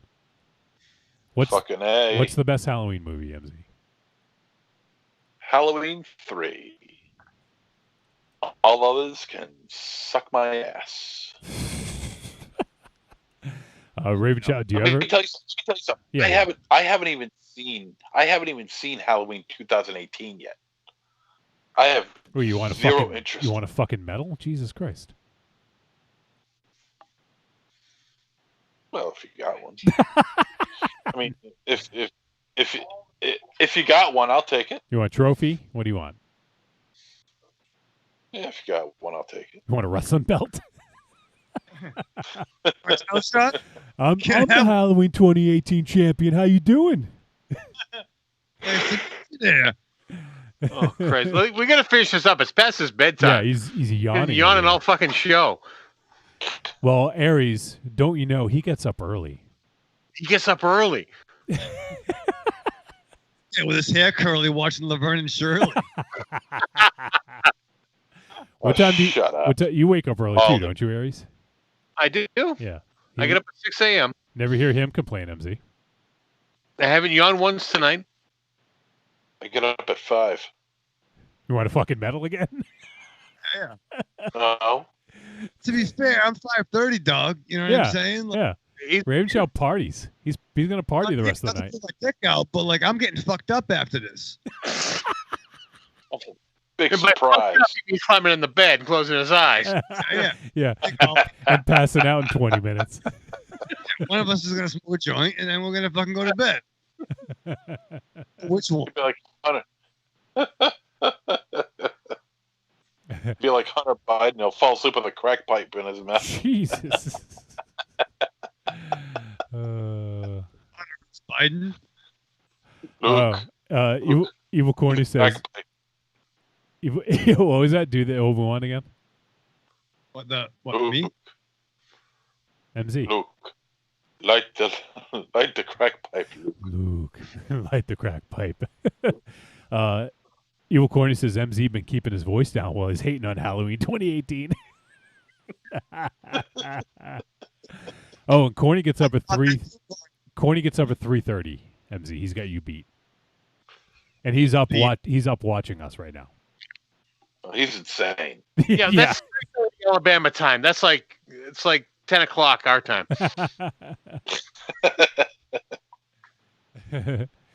And Creepy Girl says MZ didn't like the movie because there was no nudity or sex. I didn't see it, but am I right? Not wrong. You're not wrong. That's for sure. Definitely not wrong. Yeah, there was no nudity and there was no sex. Two essential aspects of any horror film. And our boy Dr. Chris is checking in. Says, "Good show, guys." And Dr. Chris launched a Kickstarter today. Yeah, dude. For his comic book. Yeah, man. He's doing a gender swap of the Dracula, tale, which has actually been endorsed by like the descendants of the Strokers. Did you say the Strokers? I said Strokers. I meant Stoker. The descendants of the Strokers. I'm not in marketing, Dr. Chris. But no, he's doing a fucking cool thing. That sounds like a fucking post-apocalyptic gang. a post-apocalyptic masturbatory gang. I'm sorry, Dr. Chris. It's like the Mad Max porn parody. That's not what he's doing. That's not what he's The descendants of the Strokers. It's a very good ride. We'll talk about that again later on. But no, legendary Tim Vigil from Faust fame is doing some alternate covers. Like he's doing a gender swap of the Dracula tale. And just for people who don't know, I mean, hopefully people know what that means. But Dracula is a woman in this. That's what it means. It's not like Dracula got a sex change or something. You know, I just want to make sure that people understand. Where's my balls? Where's Rufus and Ronaldo? Who took my balls? Who took my balls? Damn you, Van Helsing! Hey. My balls again. Hey. What happened to my Johnson? Renfield. Renfield, fetch me my balls. Remember the Renfield Renfield. fetch me my cane? Oh, Renfield, Fetch me my cane. get my ass cane. No, Ah, Oh yeah, my ass cane. Wilbur. Let me see your ball. Oh, Renfield. that's a nice set you've got there. That's a nice set you've got there, Wilbur. So tell me, Wilbur, you have a penis? Let me see your penis, Wilbur. Jesus Christ. Oh, Wilbur. I must take that for my own, Wilbur. Give me your balls, Wilbur. Come into this room, not undressed. First the shirt, but leave on the socks. Renfield, And fetch me take my off your balls. pants. Fetch me my scrotum. Yes. Wilbur. Wilbur, get on the bed, Wilbur. Oh my God, what is going on? Wowzers. Oh God. Count Succula.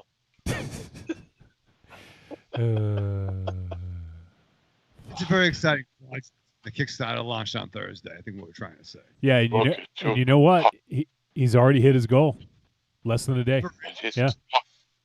You, Wilbur. Wait, today's still Thursday, right? Yeah, he hit his goal already. Yeah. Bambalea.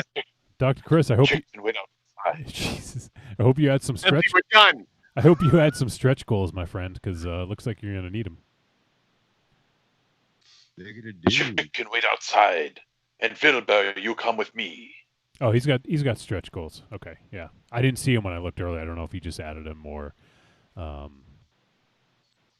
Yeah, that's awesome, man. That's really cool. So, if you guys want to help support, you can head on over to Vlada, Vlada, A Dracula Tale on Kickstarter. And it'll probably come up. So give it a look and help support Dr. Chris Renfield. Renfield. That's my ass. I totally forgot Renfield. about that. Renfield, go get Wilbur. Wilbur, come with me. All right. Anyways, we're gonna. I think we got one more voice message. Let me take a look and see. If Oil yourself up. Oh God. Grease up your balls, The one you wanted us to remind you about. Yes, that's the one that I'm looking for now. Yeah. Okay. So it's through a different method. So let me make sure this is all set. Okay. So here is the final voice message. What's up, gentlemen? It's your boy, Dr. Joey Tron. Just calling to give a little thank you. You know, as everything changes and everything gets weird and gets horrible, it's good to know that you guys are still the same lunk-headed ragamuffins I spent my 20s with. Listening to you guys just talk about bullshit and rag on each other brings me back to the days of Maru Manor and Ralph's and Johnny's Mama's. I don't know if that's the original Castle Wolfenstein or some other wolf palace. Anywho, just want to say thanks, you guys, for keeping it real and keeping it the same. I appreciate it. Peace. Aw, man. That was awesome. It's always good to hear from him. I miss Tron. I do too. Yeah. We all. Well, I miss. I don't appreciate getting called a ragamuffin because I don't know what that means. Oh shit. So at least someone appreciates us being fucking knuckleheads for 20 plus years. No, evolving, staying the same way. They're still talking about ass canes. Yeah, keep in mind he said that thank you before that Yeah. ass cane. Exactly. Oh my god. What are we even doing?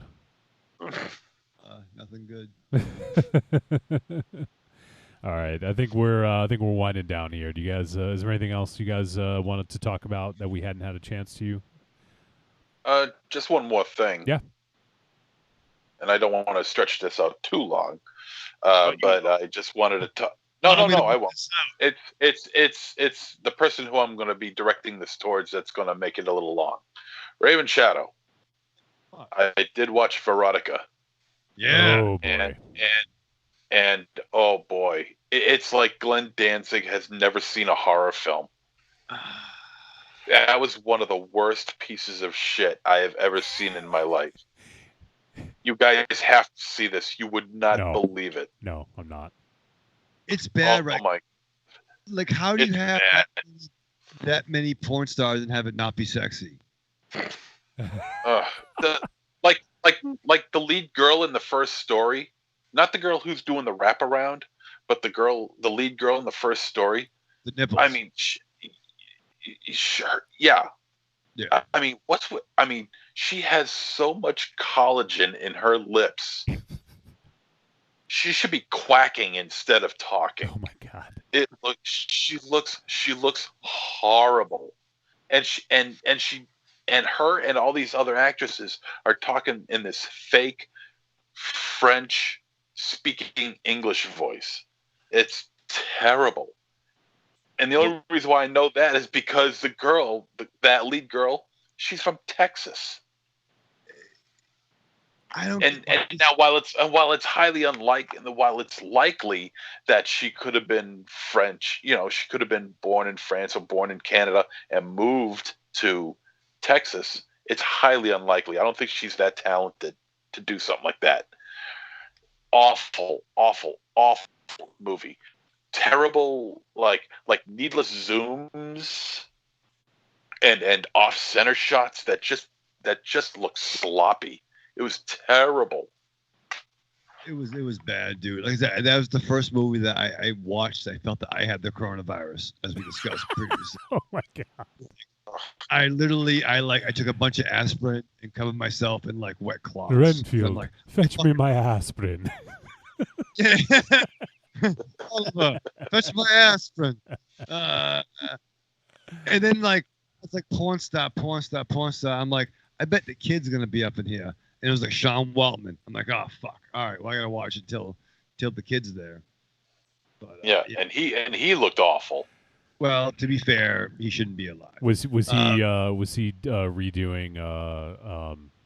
the China movie he did? No. No, he played like like the head bouncer or something like that. Yeah. Was he all bald in this yet?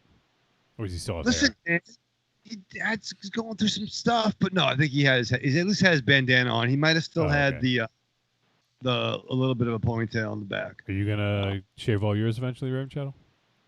Or are you gonna keep the flowing mane for a while? Well, I mean, I think it's all right now, right? What are you saying? You Get like rid of the toupee and just go bald. you like the kid so much that hey, who knows? Maybe you'd copy his hairdo.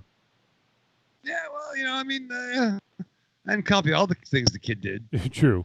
If you got it, flaunt it, right, Raven Shadow? Yeah, I haven't done meth yet. I'm not doing yet. Yet. Until Corny tells you to. Raven. Yeah. Raven Shadow. Luke, do crystal meth. Do meth. Yeah, it's on Uber. Uber Eats. Uber Eats.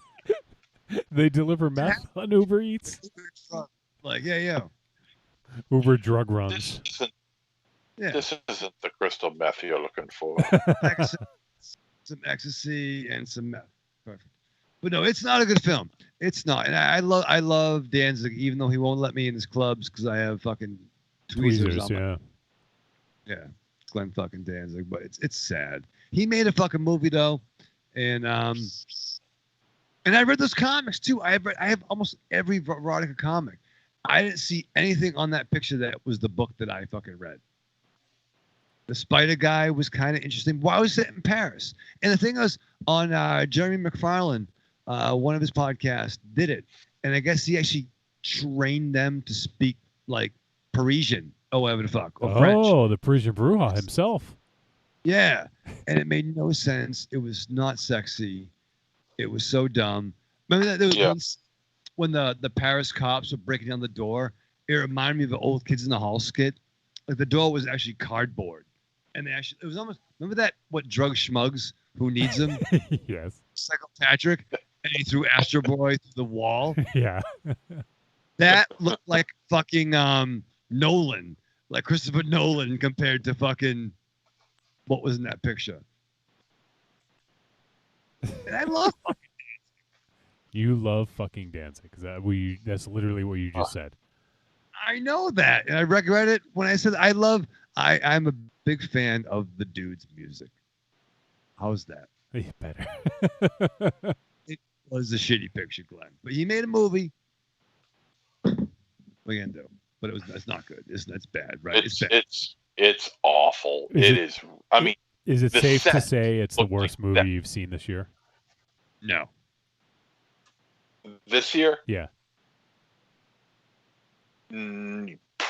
Probably. Wow. Okay. But it's not gonna.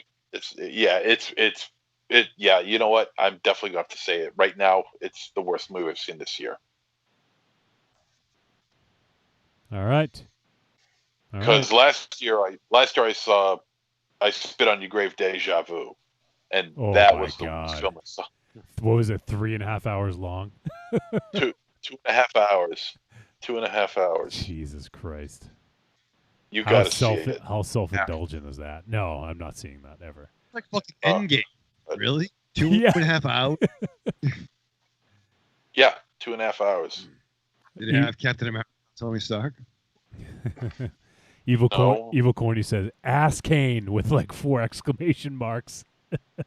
Thank you. That's my ass, Kane. I forget what that what brought that about, but that was like that flippy fucking Dracula movie we watched, like a Shaw Brothers joint, wasn't it? I don't remember.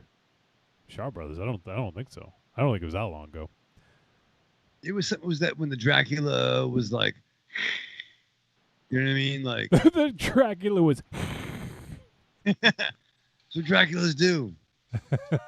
That is true. That's what Draculas do.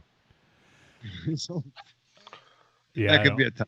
Yeah, I don't know. I don't remember. But anyways, yeah, there you go. That was a blast from the past from something back in the Castle Wolfenstein days. I remember that. So. Okay, if I could just mention, yes. This past week I did Mars's podcast, 31 Days. We had a good time just talking about the old times. Kind of forgetting we were just doing I guess it's not a podcast. It was a Facebook feed, but you can go back and listen to it. We talked about what's the damn movie? Vampires versus the Bronx. Oh yeah, how was it? Yeah. You know what? You want to know how I felt about it? Check out I gotta tune in. 31 Days. I saw that. I watched that. It's a movie. So if you want to know how I felt about it, check out the 31 Days. But beyond that, it was me and Mars had a good time just chatting like the good old days. There you go. Yeah, I've actually tuned in for a lot of them, but for whatever reason, I wasn't able to see that one. So. Oh, I see how it is. It's not because of you, Aries. Yeah, fuck you too. I see. Oh my God. This is a momentous Raven Shadow. He just told me to fuck off. It's a momentous occasion. Fucking feels great, doesn't it? I'm gonna go jump off the balcony, 3rd floor balcony. That's it. It's over. MZ, where's that box cutter? Yeah. Right here, man. I might need that next in 2 weeks after the election. Renfield, that's my lorazepam. All right, well, that's going to do it. So we appreciate all you guys tuning in. Next week, we have 2 shows. We're doing our normal Thursday night show, and we're also doing a live Halloween special. Details will be coming out soon. We're teaming up with someone. I don't want to spoil it in case you wanted to keep it close. But there you go. So keep an eye out for both of those. And if you guys want to get us, obviously for any Halloween stuff, we love hearing from you guys. So if you guys have any feedback for the Halloween show, send it our way. We don't have the complete format in mind yet, but we will let you know as soon as we do. And also keep up with the 31 Days MZ's Horror Film Challenge. He has House of the Devil on Friday the 23rd, Haunt on the 24th, Dark Night of the Scarecrow on the 25th, The Changeling on the 26th, The Void on the 27th, Deep Red on the 28th, and Session 9 on the 29th. So check those out. And play along at home. Let us know what you think. And let's go around and say goodbye, starting with MZ. Arrivederci, douchebags. Raven Shadow. You're fucking me up, Johnny. Oh, sorry. I was actually sorry. I was reading something Corny had said. Was that the film Kung Fu from Beyond the Grave? Yes. Was that the one? I'm saying yes, but I don't know, but I think so. You're like, yes. He's still disoriented because you skipped me. Yeah. It reminds me of like a Zoom meeting I was in before I left work today, where it was like, yeah. And they're like, really? I'm like, I don't know. So let me actually hold on. I'll actually do it in the right order, but let me just see. I'm taking a look at Kung Fu from Beyond the Grave. We actually did it on episode 261, and we also did Karate Kill, and that was our 5-year anniversary. It would have been in second Wolfenstein. And Carando joined us for that episode. That's the one where we took we did a Q&A and took questions from our listeners for Carando. This is a really good episode. What number was that? 261. Really? Oh, shit. But I don't know. Writing it down? Yeah. Writing it down. I don't know if that was the Renfield one, but it probably could have been. It definitely was in that time period. So could be. Seems too long. All right. Aries, your turn. Oh, yes. Yeah, the long-awaited goodbye. Yay! Oh. All right. Raven Shadow, you're up. Thank you, John. Live fast, love hard, vote with your mask on. Oh, nice twist. Thank you. That is a good one. Wait, by the way, have any of you guys voted yet? Yeah. I did it for today. Cool. I did. I voted did last week. 2 weeks ago. I put it in the Dropbox. Like a dupe. Good for you guys. Aries doesn't want to say whether you voted. Oh, either. I'm planning on actually on voting day in person. going. Okay, cool. In person. Oh, you wanted the sticker. Aries really wanted this. I don't care about the sticker, and I will not post it on Facebook that I voted. I am just old school. I gotta vote, like go into the curtain and put it in the machine. Yep. You dick. The curtain, put it in the machine.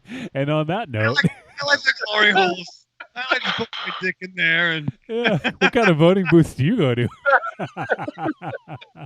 All right, well, that is going to do it for episode 430 of Trick or Treat Radio. Appreciate everyone who left some voice messages. Great to hear from our boy, Dr. Tron. Also, we appreciate First Time Mike and Tim from Melbourne checking in with us, and everyone who tuned in live. We had a bunch of people hanging out live for throughout the night, so we appreciate all you guys. And obviously, our Patreon supporters, you get our hearts. You're there with us, and look for some exciting stuff coming up on the Halloween show. Hopefully, we'll work out some cool stuff with that. And for everyone who's going to listen to the podcast on Friday or whenever you get to it, we love you too. Don't worry. All right, that's it. We will see you guys next week. Take care.